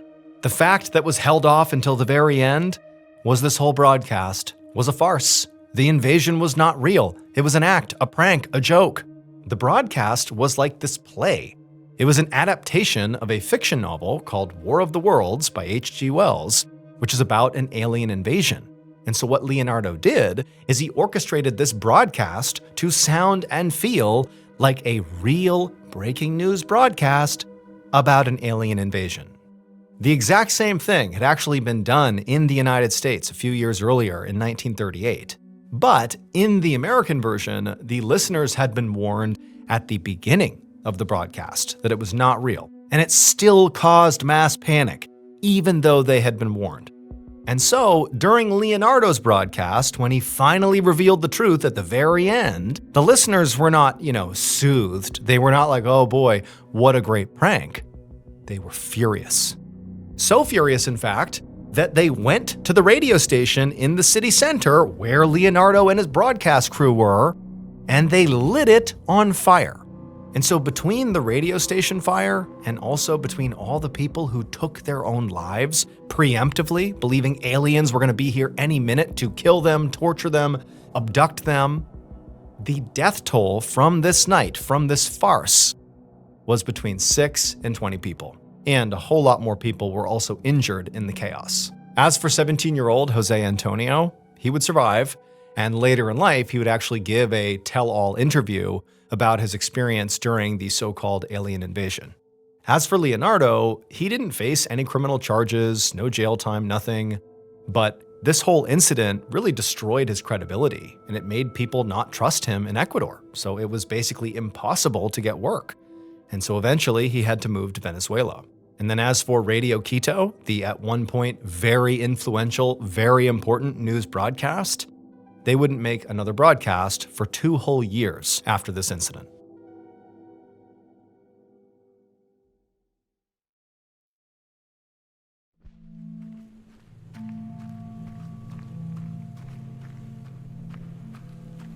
On the evening of Sunday, January 26, 1851, a 23-year-old man named Bailey Staples hurried up the walkway of a home in Fall River, Massachusetts. It was so cold that Bailey's could see his breath. But despite the weather, he could not stop smiling. And that was because he was about to do something that he loved to do that made him a lot of money, and it was actually the 3rd time that day that he was even doing it. I mean, this was awesome. Bailey's was a psychic medium, and he was about to perform a seance. So at this point in America, in 1851, there was this phenomenon going on called the spiritualist movement. Basically, huge numbers of people began to believe that the living and the dead could actually communicate with each other through mediums like Bailey's. And at this time, there was a very specific way that mediums like Bailey's conducted their seances. They would sit at a round table along with all their guests that were going to participate, and they would summon spirits. And what would happen is the participants in these seances could literally tell when it was that the spirit actually made contact with the medium. Because the round table they were all sitting at would shake or move, sometimes the table would thump so violently that one of the legs of the table would break off. And a broken table at a seance was considered a huge success. So seances were a craze all over the country, and many people did genuinely believe that, people like Bailey's, mediums, could talk to ghosts in these seances. But there were lots of people also who didn't believe any of it, thought it was completely made up, but they would still hire people like Bailey's to have these seances at parties and other functions as sort of a form of entertainment, kind of like how you might hire a band or a magician. And in Fall River, Massachusetts, there really was a big appetite for these seances, both, because people believed they were true and lots of people who thought they were fake. And it's in part because there were lots of homes in Fall River, Massachusetts at the time that sort of had some history about being haunted, and so there was sort of groundwork laid for both believers and non-believers to contract people like Bailey's. Now, to be clear, Bailey's whole seance act was a blatant fake. In fact, many of the people who hired Bailey's knew in advance that it was all an act, that Bailey's really was more of a performer than a psychic medium.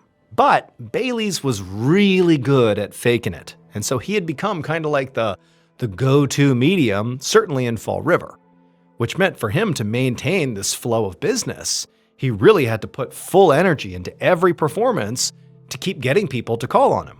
So on this day, as Bailey's is sitting there getting ready to start his 3rd seance of the day, he was tired. I mean, it's pretty exhausting to do these performances, but he knew he just had to get that second wind and just push through and do as good of a job as he possibly could.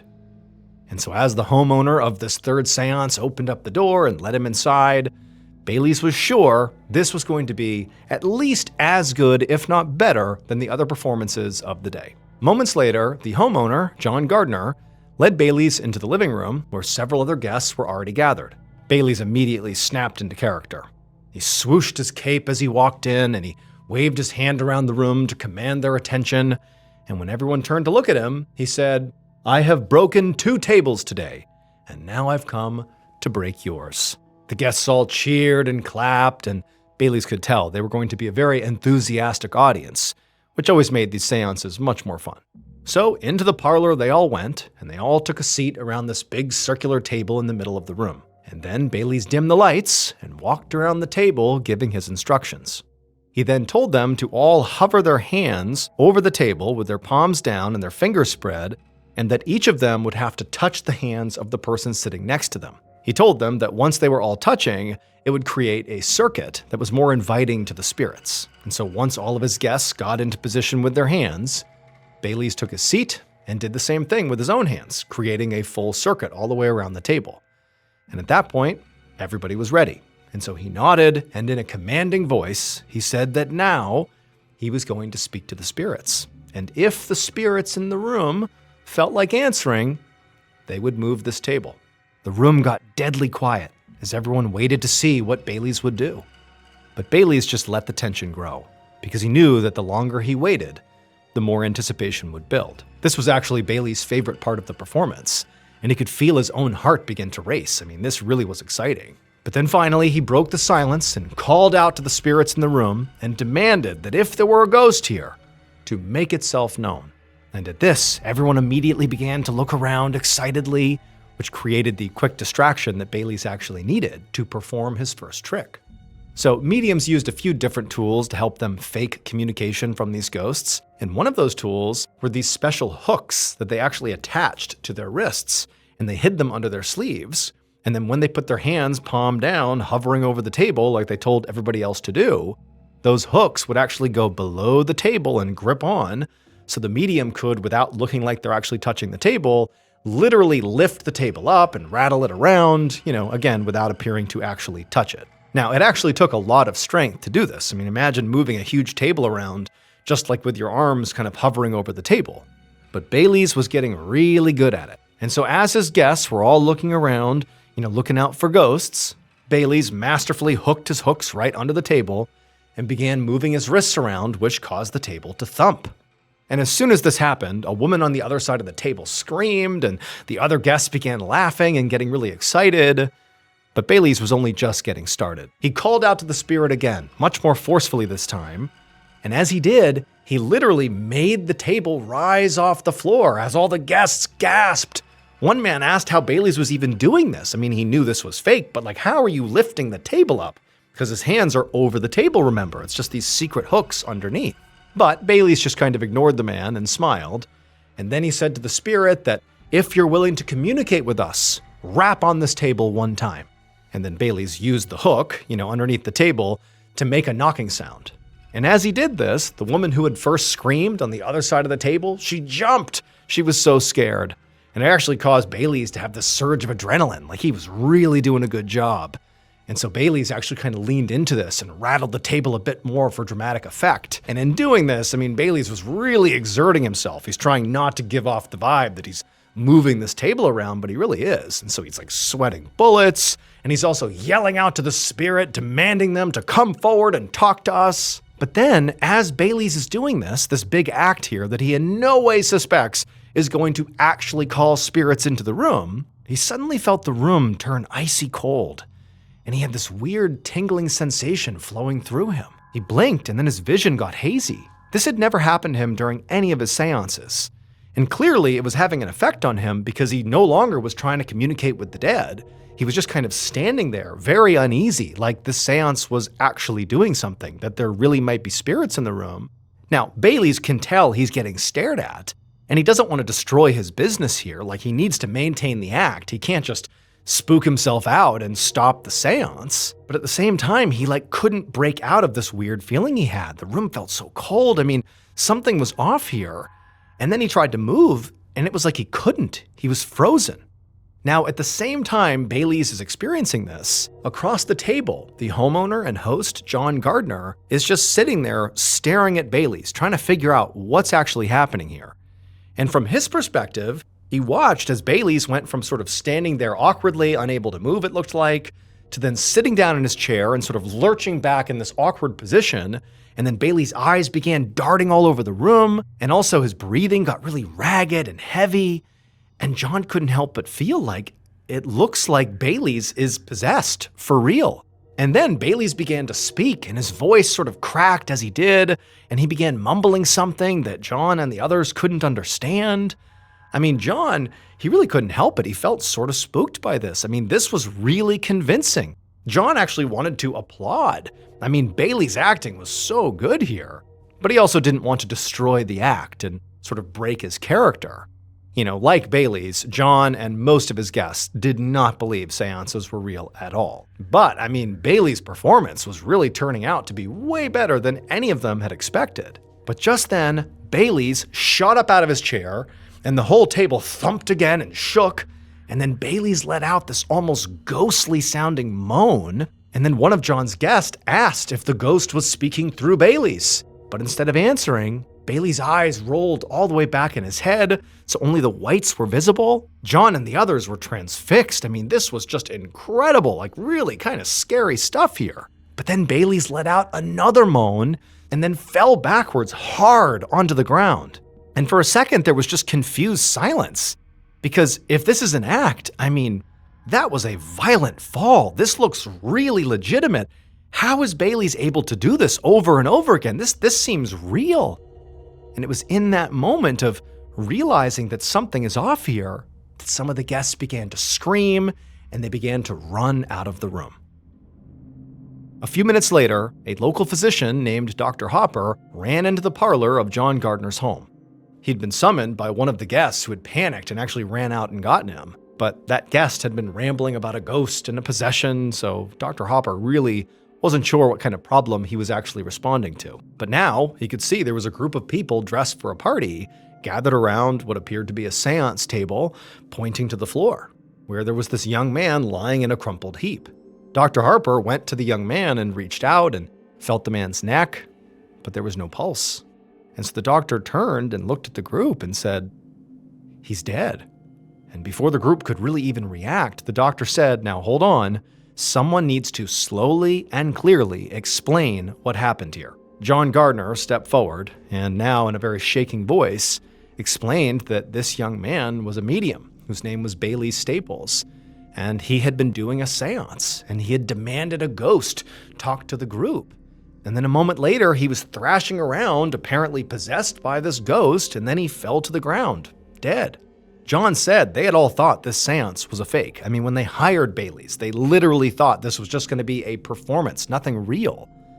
But now, I mean, they didn't know what to think. This looked very real. Dr. Hopper shook his head, not really sure what to make of this explanation.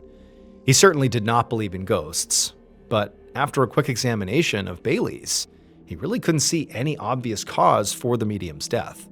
So Dr. Hopper got to his feet and told the dinner guests that, whatever killed Bailey Staples was not a ghost, but he didn't know what it was yet. However, he would get to the bottom of it. However, by the next morning, news of Bailey's death had spread all over Fall River and beyond, and it made the immediate autopsy that Dr. Hopper wanted to do to figure out what happened to him basically impossible. Now, the reason it was impossible is because some people were claiming that this was a ghost that possessed Bailey's, but it didn't actually kill him. The ghost must have put Bailey's into a trance where he appears dead, but is not actually dead.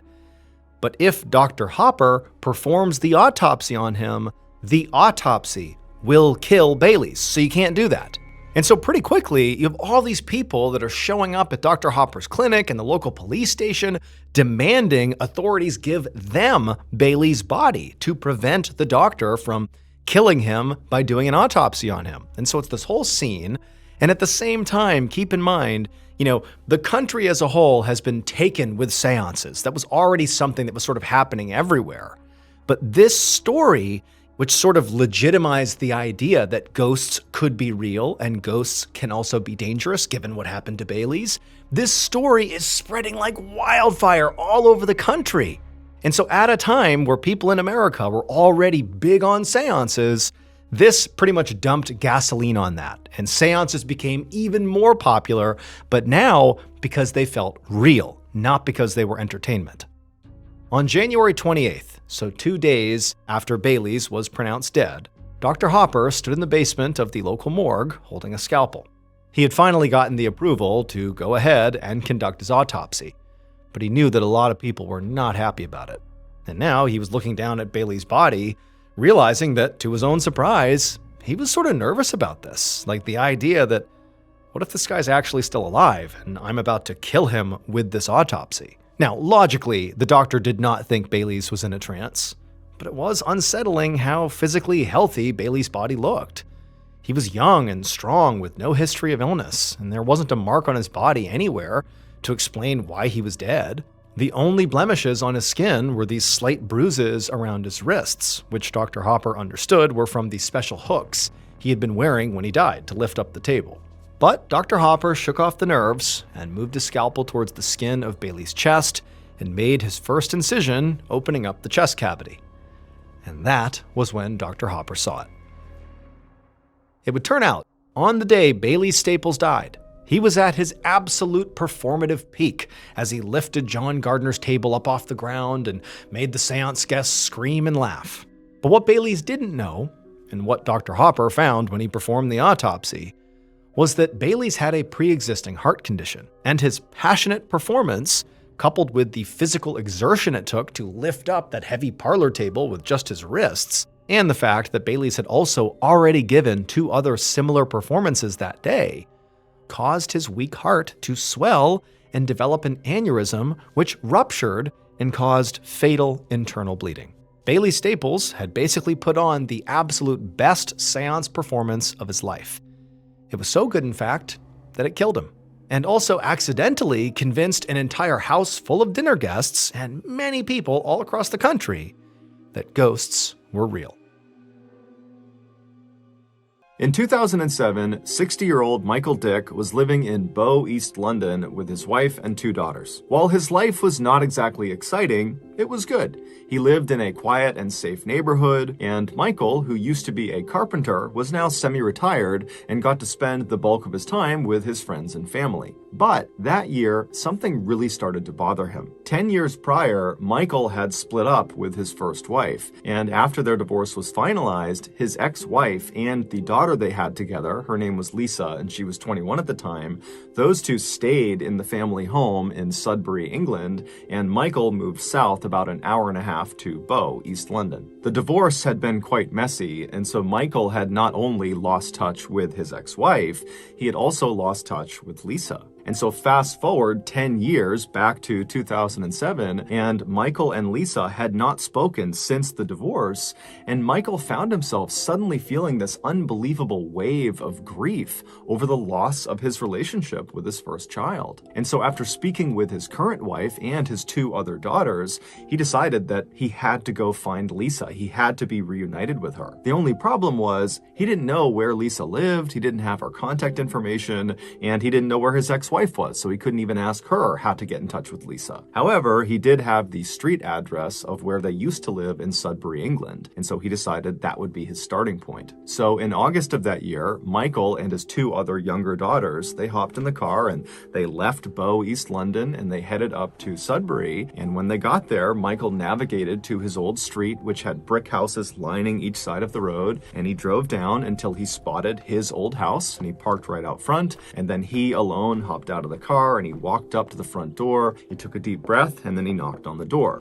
When the door opened, it was not Lisa, it was not his ex-wife, it was some other family that he didn't know, and they didn't know Lisa or his ex-wife, and so they said, you know, good luck finding your daughter, but we don't have any information for you. And so Michael was crushed, but he thanked them and he turned around and he went back to the car and he told his other daughters about what he had just learned. And then from there, the trio just kind of began driving around Sudbury, half looking for Lisa out on the streets, although none of them thought they would actually find her, and then also kind of discussing what they were going to do next, because now they had nothing. And so as they're driving around the streets of Sudbury, they come to the realization that their best bet at finding Lisa is putting some sort of story in the local newspaper that hopefully she would see, and then she would contact Michael. And so they drove to the headquarters of the local paper, the Suffolk Free Press, and they went inside and they managed to speak to a reporter. And after telling the reporter Michael's story about how he's lost touch with Lisa, the reporter thought, you know what, this is actually actually a pretty interesting story, and I'd be happy to do a small feature on you guys. And so the reporter, along with a photographer, brought Michael and his two daughters outside. They took a picture of them, and then they told Michael, you know, in the next edition of the paper that will run in a couple of days, we'll run this picture along with a little write-up about how you're looking for Lisa, and we'll put your contact information in there, and hopefully she sees it and she reaches out to you and you can be reunited and live happily ever after. And so Michael thanked the reporter and the photographer, and then he and his other two daughters hopped in the car and headed back to Bow, East London. In 2007, at the same time that Michael was beginning his search for Lisa, Lisa was actually beginning to think, you know what, I want to go find my dad. Lisa was now 31 years old. She had 3 kids of her own. She was married. She had moved out of Sudbury to a neighboring town. And she was thinking, you know, I really want to have a relationship with my dad again so that my kids can have a relationship with him. And so she began speaking with her mother and with friends about how she should go about finding her dad, because like Michael, she didn't have his contact information. She didn't have a phone number. She didn't know anyone who would. And then when she went on social media to look for him, he wasn't on there, and so she was kind of at a loss. Then, one day in August, she was at her office, and she was in the break room, and she saw a copy of the Suffolk Free Press sitting out on the coffee table. So she picked it up, and she began flipping through the pages, and then suddenly she stopped when she saw a picture of herself. She saw her and her mother walking along the streets of Sudbury. She had been in Sudbury just a couple of days ago to talk to her mom about finding her dad and kind of strategies for how to go about doing that. And then Lisa glanced at the caption for this photo and she nearly fell off of her chair. The man and the 2 girls who were the main focus of this photo that Lisa was in were her father and her 2 stepsisters. She just didn't recognize them. She just saw herself in the back of this photo. So purely by chance, after being apart for over a decade, on the only day that Lisa happened to be in Sudbury talking to her mom about finding her father, she was literally 100 feet behind her father and her stepsisters as they were looking for her and putting out this ad in the paper to hopefully find her. And this one photo that the photographer took captured all of them in the same frame. Lisa would, of course, read the article and get her father's contact information. She would reach out, and initially Michael actually thought it was a scam and didn't believe this was actually Lisa calling to say, I found myself in the picture of you in Sudbury. But eventually he was convinced and he drove right out to Sudbury and he got a chance to meet his grandkids for the first time. And today he and Lisa are still in touch.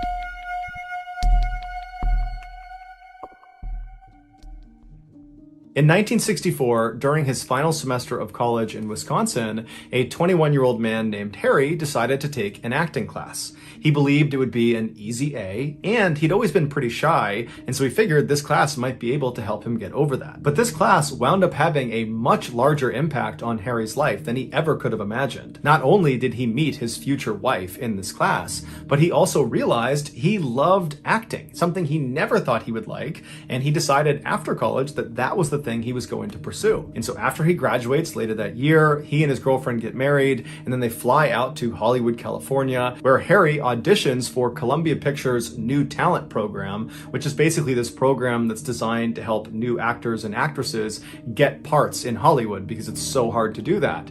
And so he's accepted into this program. He signs a contract with them that pays him almost nothing. And right away, they start shopping him around for different parts in TV shows and movies, but nobody is interested in Harry. Nobody. The only roles he was getting were incredibly minor and usually non-speaking, and so it was really not advancing his career. Then, in 1966, so 2 years after he and his wife had arrived in Hollywood, Harry received what seemed like his first big break. He was offered a speaking role in a movie, although it was a very minor role. It was a 60-second bit where Harry basically walked on screen in this hotel, and he started calling out for a particular guest, and when he finds this guest, he walks up and gives him a piece of paper paper, and then he leaves. So it's a forgettable scene, but it's a real scene in a real movie. And so this was a big deal for Harry. And so after Harry goes over to the studio and he films his whole scene and it's all done, he goes back over to the headquarters of the new talent program at Columbia Pictures. And as soon as he goes inside, one of the producers that was in charge of this new talent program, who had apparently had a chance already to see this 60-second scene in this movie that Harry was in, he calls Harry over and asks him to go up to his office for a second. And so the pair go up to his office, they both sit down, and the guy looks at him and says, "Look, I just gotta shoot you straight here. You're not gonna make it in Hollywood. You're not gonna be a movie star." When Tony Curtis was told to carry groceries across this room in one of his first movies, everybody knew right away as he's carrying those groceries that guy, he's going to be a movie star. You could see it in the scene, even though all he was doing was carrying groceries. And when you did your scene as the bellhop walking around the hotel, I just didn't see it. You don't have the X factor. You're not going to be a movie star. For reference, Tony Curtis, the guy this producer was referencing, was a huge movie star in the 1950s and 1960s. And so Harry, after getting this horrible comment made about him, he pauses for a second, and then he leans across the table and looks at this producer and squints his eyes and says, "You know, if Tony was such a good actor, shouldn't we have believed he was just a grocery delivery boy, not a movie star?" And at this totally smart aleck remark, the producer fired Harry on the spot. Harry would go on to sign a similar new talent program deal with Universal Studios, but again, he could not get a real part to save his life. And the feedback he finally got was, "Harry, you're just not pretty enough, and you're not really that talented." By the mid-1970s, Harry was in his mid-30s, and while he still aspired to be an actor and wanted to be an actor, he was making almost no money from acting. And so he decided, instead of acting, he was going to become a carpenter. That was going to be his full-time job, despite the fact he knew nothing about carpentry. And so he literally, just because he has this interest in carpentry, goes to the library and checks out all these how to be a carpenter books. And over the next couple of weeks, he studies these books and does a couple projects around his own house. And then finally, he just felt confident enough, or he was just desperate enough for money, that he began going around to his network and asking people in Hollywood if they needed some woodworking, if they needed help from a carpenter. And surprisingly, lots of people took him up on his offer and they hired him to be their carpenter. And before long, Harry was dubbed the Carpenter to the Stars, which was kind of ironic because he actually was not a very good carpenter, and he was regularly seen on the job, literally holding a book, teaching him how to be a carpenter while doing the carpentry with his other hand. In 1976, Harry was a full-fledged carpenter and had been for about a year when one of his very close friends named Fred Roos, who was a casting director and film producer, gave him a call and told him he had a very unique opportunity for him. Now, at this point, Harry was not looking for any more acting roles. He kind of figured that that ship has sailed, even though he wishes he could be an actor. At this point, he had a wife, he had 2 sons, and so he's thinking, I gotta just keep doing this carpentry thing because I gotta pay the bills. So he says to Fred, I appreciate the offer of whatever this is, but if it has to do with acting, I'm just not interested. And Fred, who was one of the very few people in Hollywood who fundamentally believed Harry was destined to be a star, told Harry, no, this is different. This is not a pure go out and try out for the part and hope for the best. This is like put yourself in a good position and maybe somebody will discover you're as talented as you really are. And so Harry's like, okay, tell me about this opportunity, I'm interested. And so Fred explained there was this really talented and eccentric film director who was trying to cast an upcoming movie. And the way he went about casting for movies was a little bit strange. Instead of having each of the actors and actresses show up and individually audition for their parts, he would group batches of actors and actresses, and he would have them audition as a group, because that way he could tell if there was chemistry amongst some of the actors and actresses, and he could gauge their individual talent. And so he had all these groups already planned out, but one of the groups was missing one male actor. Somebody had dropped out at the last minute and was not going to be there on the day of the audition. And so when Fred Roos heard through the grapevine that this director was going to be short this one person, he immediately reached out to the director and said, hey, I got your guy. There's this guy, Harry. He's done a little bit of acting. He's incredibly talented. You got to give him a chance. At the minimum, he can come in there and he can at least just read the lines and help you do this audition, but I know he's available that day and I know he would love to help. And so this director tells Fred, okay, thank you. I'd love to have him come down, but stress to him, he is not auditioning for any part in this movie. I'm not bringing in some person and just throwing them in. It takes me a long time to find people that I want to audition, and he is not one of them. He is just there to facilitate the audition. He's just going to read the lines so the other people in his group can do their audition. And so after Fred stopped explaining this situation, Harry was actually kind of annoyed. He was annoyed that Fred had basically already volunteered him, and so he couldn't really even say no without making Fred look bad. And he didn't like the idea that this was basically a waste of his time. He was being asked to go read lines, but not even try out. So how was this even an opportunity? But Fred told him, look, worst case scenario, you meet some pretty powerful people in Hollywood. This director's a big deal. The people there are going to be big deals in Hollywood. So you'll meet them and maybe they will recognize your talent. Or maybe you get some new clients for your carpentry business. So no matter what, you get something out of it. And so finally, Harry says, okay, fine, I'll go do this thing. And so Harry goes to this audition, he's handed the script, and he's reminded repeatedly to not attempt to audition. Don't try to act, just read the lines. I don't care if you're monotone, you just read these lines because you're not auditioning. Everybody else is, you're not. Is that clear? And Harry's like, yes, I get it. I'm just reading the lines. And so Harry sits down and he starts reading the lines and he's trying to do what they told him to do, but the way he was actually feeling and his actual personality began seeping through. He started coming off as this really grumpy and sarcastic guy that just didn't care about anybody there. He was just totally bitter that he was in the situation he was in. And apparently, this is exactly what the director was looking for in one of the characters he was trying to cast. That kind of nonchalant, bravado, macho, alpha type guy who just didn't care about anybody. And so over the course of the day, as he's reading the script over and over again, not caring at all about how he's performing, he's just simply reading these lines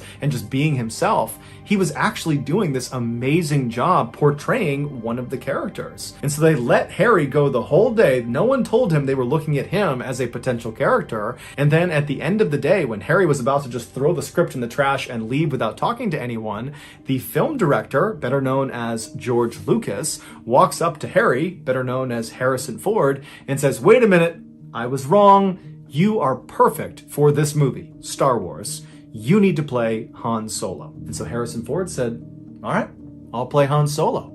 And that role as Han Solo propelled Harrison Ford into the megastar that we know him as today. A few years after Harrison had starred in Star Wars and he was this total A-list celebrity, he was at a Hollywood studio in one of their restaurants when one of the waiters walked over to him with the silver tray, and on this silver tray was a single business card. So Harrison reaches over, he grabs the business card, the waiter walks away, and he looks at the card, and handwritten on it is the phrase, "I missed my bet." And he flipped the card over, and it was the name of that producer from the new talent program that had called Harry into his office and said, you're never going to make it in Hollywood and you're fired. It was that guy, and he had apparently sent the waiter over to make amends because he was eating lunch in the same restaurant. And so Harrison would later say in interviews that at the time he got this card, and to this day that he was doing this interview, he said it gave him immense pleasure that when he looked up from this business card and he understood the situation, he knows this guy's in the room somewhere, as he looked around the room, he couldn't recognize the guy because he didn't know what he looked like. He was a nobody. And so instead of wasting any more time looking for this producer, he just looked at the card, chucked it, and went back to eating his lunch.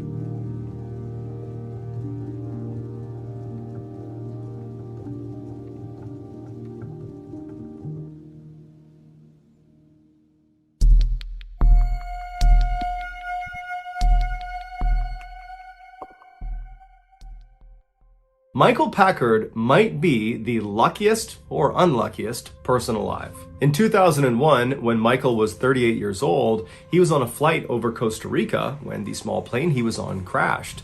The pilot, co-pilot, and a passenger were all killed on impact, but Michael and the 4 other passengers, they survived the crash, but they were all left badly injured and stranded in a very remote section of the jungle. The survivors attempted to use the downed plane's radio equipment to send out a distress signal to try to get someone to come out and help them, but they had no way of knowing if anybody was was receiving their signal. And so all they could do was just send it out and then wait and hope somebody found them before they all died. And sure enough, 48 hours after crashing, rescuers were able to hack their way deep into the jungle where Michael and the other survivors were, and they were all saved. While Michael was recovering in the hospital, a doctor told him that based on his injuries, he would not have survived another night out in that jungle. The chances of even being in a plane crash are astronomically low. The odds are about 1 in 5 million, with some places giving odds as low as 1 in 20 million. To put that in perspective, Michael was far more likely to have been struck by lightning, which is about a 1 in 1 million chance, than he was to have been in that plane crash. But that plane crash would not be the last time that Michael defied the odds and did something totally unbelievable. Over the next couple of decades, Michael, who was a commercial diver by trade, would survive not 1, but 2 significant encounters with great white sharks off the coast of California. Some of Michael's friends would not be so lucky. Michael would get lost at sea, like really lost, like treading out in the middle of the ocean with no land in sight for hours lost. But miraculously, a boat would find him and save him again. And Michael would discover the body of a long-time missing person hidden underneath the water about 60 feet down off the coast of Massachusetts. But of all the improbable exploits of Michael's life, none is more unbelievable than what happened to him in 2021, which experts are saying he had about a 1 in 1 trillion chance of experiencing. On the morning of June 11th, 2021, Michael, who was 57 years old at the time, hopped in a boat with his longtime diving partner, Josiah. Once they were all situated and they had all their equipment inside of the boat, they took off and headed for the open waters right off the coast of Cape Cod, Massachusetts, where they planned to do some lobster diving. A popular way to retrieve lobsters is to literally just dive down and by hand pick them up and bring them back to the surface. And so that day, that's what Michael and Josiah planned to do. Once they reached this spot right off the coast, Michael put on all of his scuba diving equipment and hopped in the water. Josiah did not put on any diving equipment because he was not going to be getting in the water for this dive. Instead, he would remain on the boat and help Michael get in and out of the water. He'd pull lobsters up onto the boat, and he was also there in case of an emergency, he could call for help. And so just after 6 a.m., once Michael was in the water and signaled he was good to go, he dove down below, and after a little while, he came back up, but with a relatively small haul of lobsters. And so the two men figured that, well, I guess today is just not a great day for catching lobsters. But regardless, for the next couple of hours, Michael continued to go down and catch as many lobsters as he possibly could. By 8 a.m., Michael had captured approximately 100 pounds of lobsters that were now in the boat. And so Michael and Josiah were actually starting to feel pretty good about this particular trip. And so Michael decided he would go back down one more time and try to get just a few more lobsters before they called it a day. And so Josiah remembers watching Michael, who was in the water. As he put his mouthpiece back in, he signaled up to Josiah that he was good to go, and Josiah watched as he disappeared below the surface. And the water was very calm, and Josiah is just kind of scanning out across the water, and then all of a sudden this eruption of white water came rushing up to the surface right where Michael had gone down below. And so right away Josiah leaned out over the edge of the boat to see if he could look down and see his friend, but he didn't see Michael anywhere. Instead, he saw something massive moving around underneath them. After Michael had broken the surface on this final dive down to get more lobsters, his plan was to sink down to the bottom of the ocean at about 60 feet and then go hunting for lobsters. But when he had descended to about 45 feet, he felt something smash into him from behind that felt like a truck hitting him,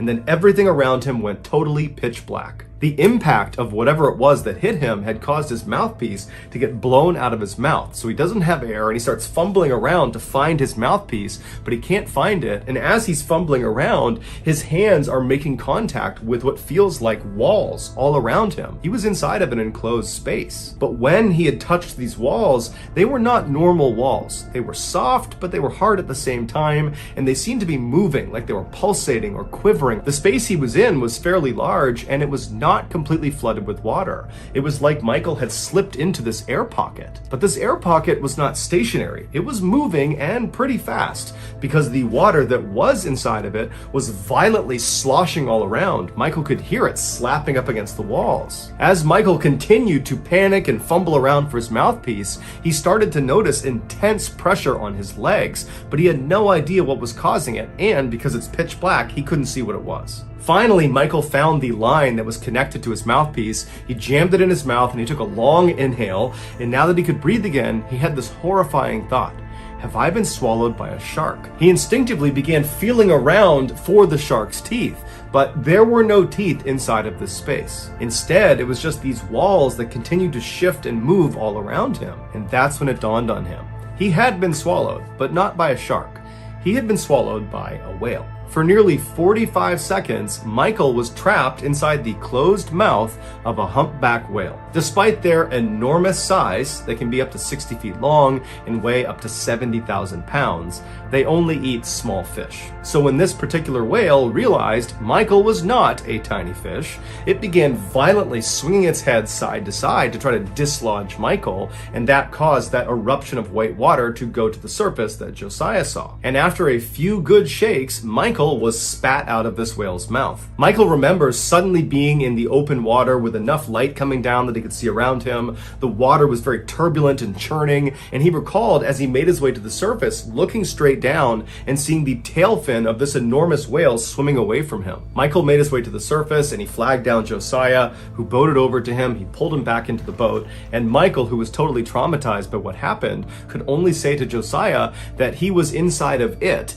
and that it tried to eat him. After Josiah brought Michael back to shore and called the authorities, Michael was rushed to a hospital where he was evaluated, and unbelievably, he suffered really no injuries. He had some significant bruising to his legs where the whale had actually clamped down on him. That was the pressure he felt in his legs. The mouth of the whale was closing on his legs. But besides that, there really wasn't any other injuries. And so later that day, he was discharged. It's believed the whale was a juvenile that had been seen in the area that was about 30 to 35 feet long, and that had just accidentally scooped Michael up. The whale was certainly not trying to hurt Michael. Whales, especially humpback whales, are not in the business of hurting people.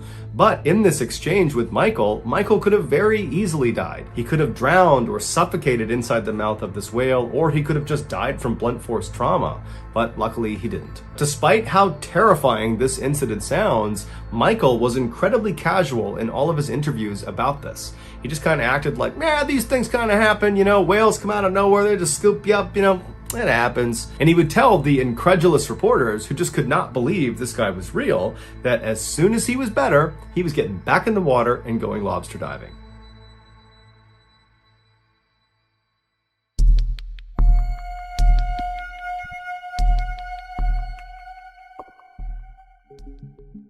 On the evening of January 6th, 1982, a man named Harold Bray, who was a sheriff in Jefferson County, Colorado, which is an area just west of Denver, arrived at the Denver airport. Harold was running late because his commute into the airport had been treacherous because Denver and the surrounding areas were all getting pounded by a snowstorm. After running into the terminal and getting checked in and getting through security, he made it to his gate right as they were boarding the plane. Feeling very relieved, Harold joined the queue of other people that were getting on the ramp to go down into the plane, and then just a couple of minutes later, he stepped on board and he found his seat, which was located at the front right side of the plane. He sat down in his seat, he buckled in, and then he grabbed an in-flight magazine from the back pocket of the chair in front of him, and he waited for takeoff. 15 minutes later, as the plane was rumbling down the runway at full speed, Harold looked out the window. So as the plane began to lift off the ground, he watched as the city lights of Denver slowly faded away as they got higher and higher up.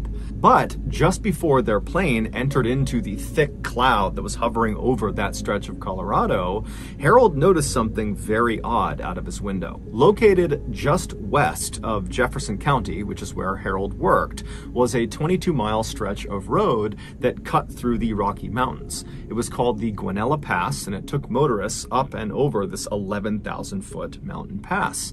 Now, this was a beautiful scenic drive that Harold was very familiar with, but this road was not maintained in the wintertime. So if there was snow on the ground, you simply could not get through this pass. It was impossible. Yet, as Harold looked out of his plane window down to Jefferson County below, and he kind of scanned his way west up into the Rockies, he saw there were clearly a car's headlights on the Guanella Pass. And so Harold's thinking to himself, why in the world would anyone be on the Guanella Pass in the middle of this huge snowstorm? It didn't make any sense. But as Harold watched this vehicle, he saw what was going on. Whoever was in this vehicle was holding a flashlight out of their window, and they were shining the light straight up into the sky, flashing it on and off, signaling distress. This motorist was trapped. Harold knew the likelihood of another plane happening to fly over this area and looking down and seeing those lights and recognizing them for what they were, an emergency,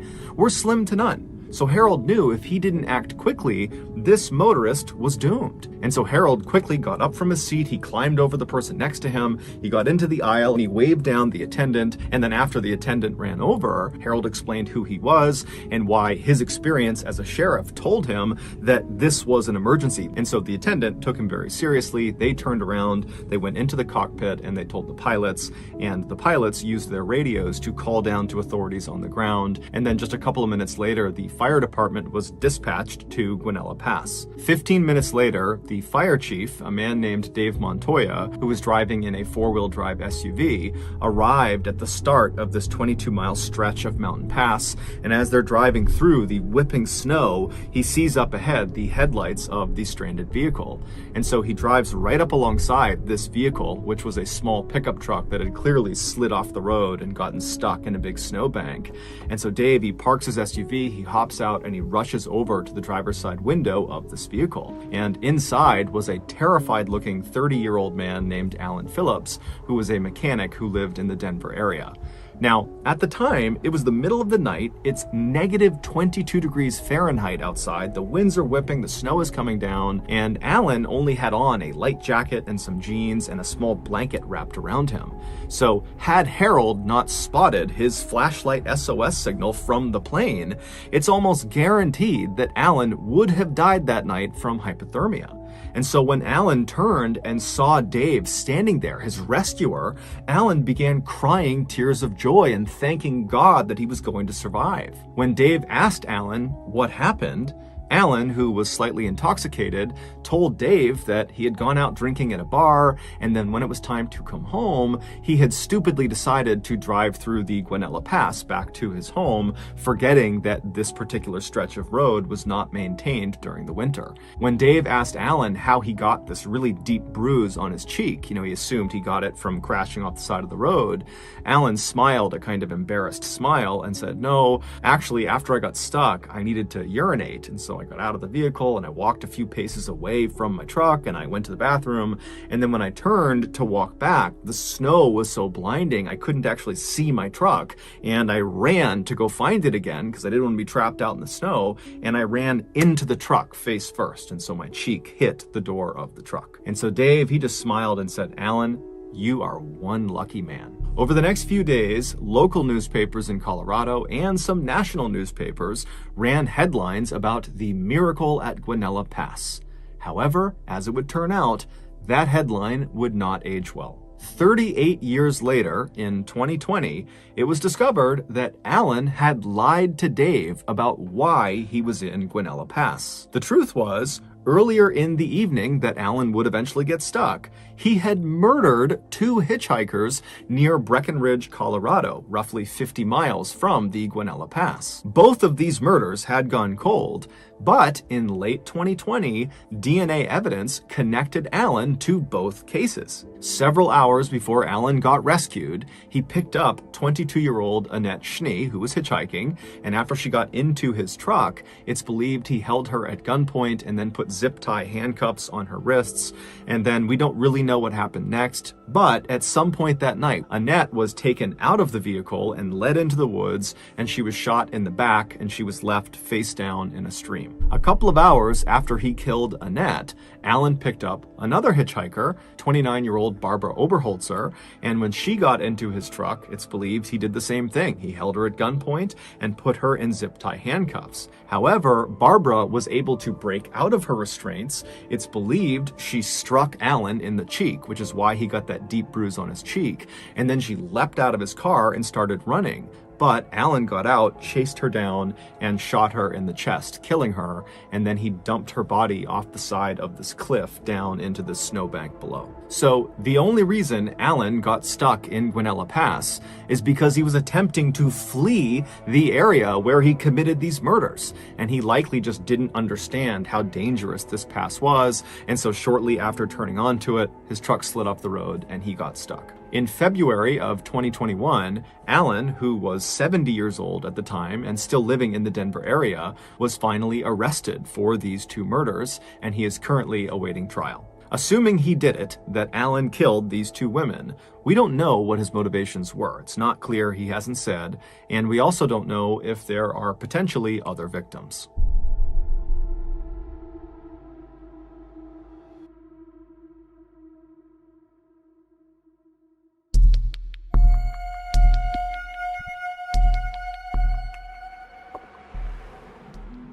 Just after midnight on June 22nd, 1991, Charles Holden was on his way home from work when he decided to stop at a fast food restaurant near his house in Harrington, Delaware. After grabbing a quick bite to eat, Charles left the store and got back in his truck. He turned it on and he was about to drive out of the lot when he stopped because there was this man running towards him, waving, trying to flag him down. So Charles put his truck back in park and he rolled his window down to see what this guy wanted.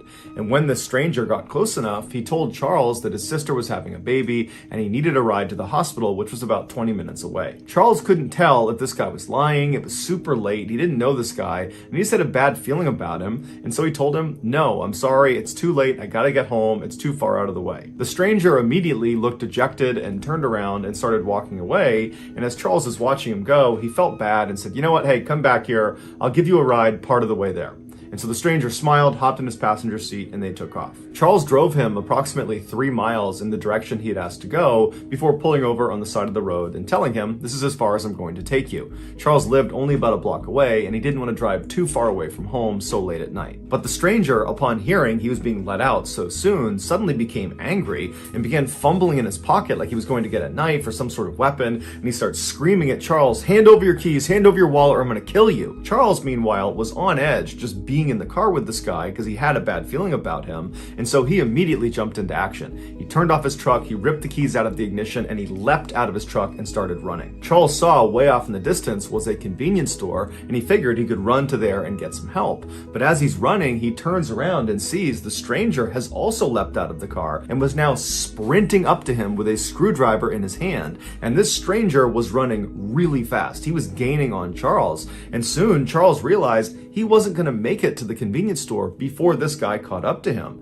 And so at some point, Charles just stops, he turns around and he puts his hands up and he says, okay, I'll give you a ride wherever you want to go, and then you can have my keys, my wallet, you can have anything you want. And so the stranger runs right up to Charles and he stops and he smiles because he's very pleased with this result. And he pokes him with the screwdriver and kind of gestures for him to go back to the truck. So Charles walks back to the truck with the stranger right behind him with the screwdriver periodically poking him in the back. They finally get to the vehicle and the stranger tells Charles to get in the car and then wait. But as soon as Charles sat down, he fired up his truck and sped off before the stranger could hop in the passenger side door.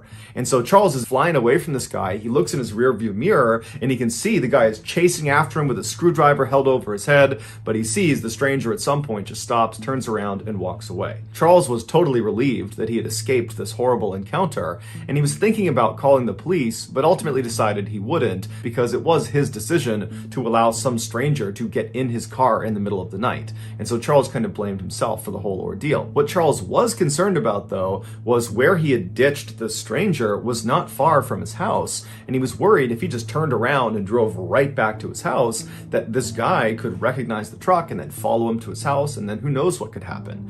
And so Charles decides he's just going to stay outside of town and drive around for a while to make sure this stranger is long gone by the time he comes back. So after about an hour of doing just that, driving around outside of town, Charles goes back into Harrington, Delaware, and he gets on his street, and he's shocked when he sees the stranger who had just tried to kill him is walking down the road right in front of him. But luckily, the stranger did not hear or see Charles pull onto his street, and so Charles immediately throws it in reverse and he gets out of there and he drives off. At this point, Charles decides he needs to tell police because he doesn't know if this stranger actually knows him and that maybe he's targeting him and he's waiting for him at his property. And so he calls 911 and he tells the dispatcher about what had had happened earlier and how this guy is now lurking around his property. And the dispatcher tells him they'll send an officer out to him. And so a few minutes later, an officer showed up at the payphone where Charles was, and they told Charles they would escort him back to his property. And if this stranger was still out in the area, they would arrest him.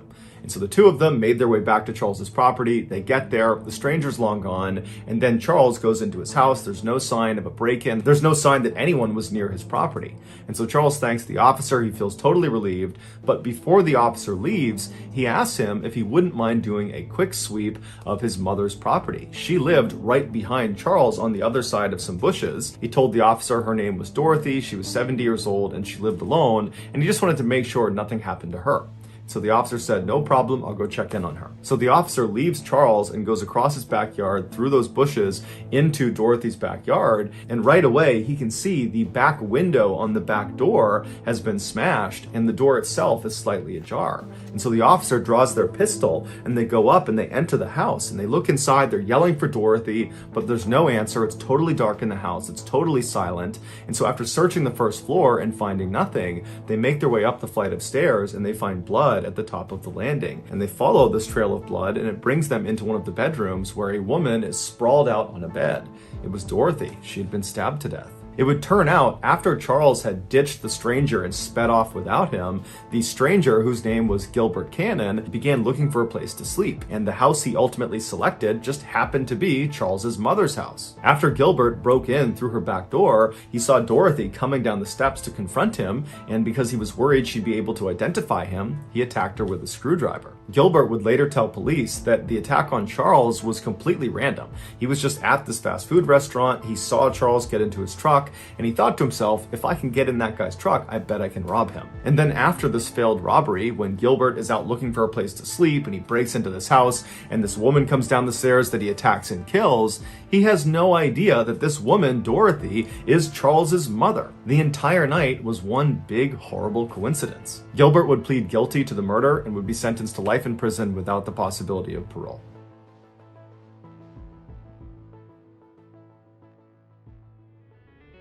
Thank you so much for watching. Let me know what you thought of today's episode in the comments. And remember, we have hundreds of videos for you to binge right now. But if you're looking for a recommendation from me of that one video that's worth your time, well, it's this one right here. So give it a watch.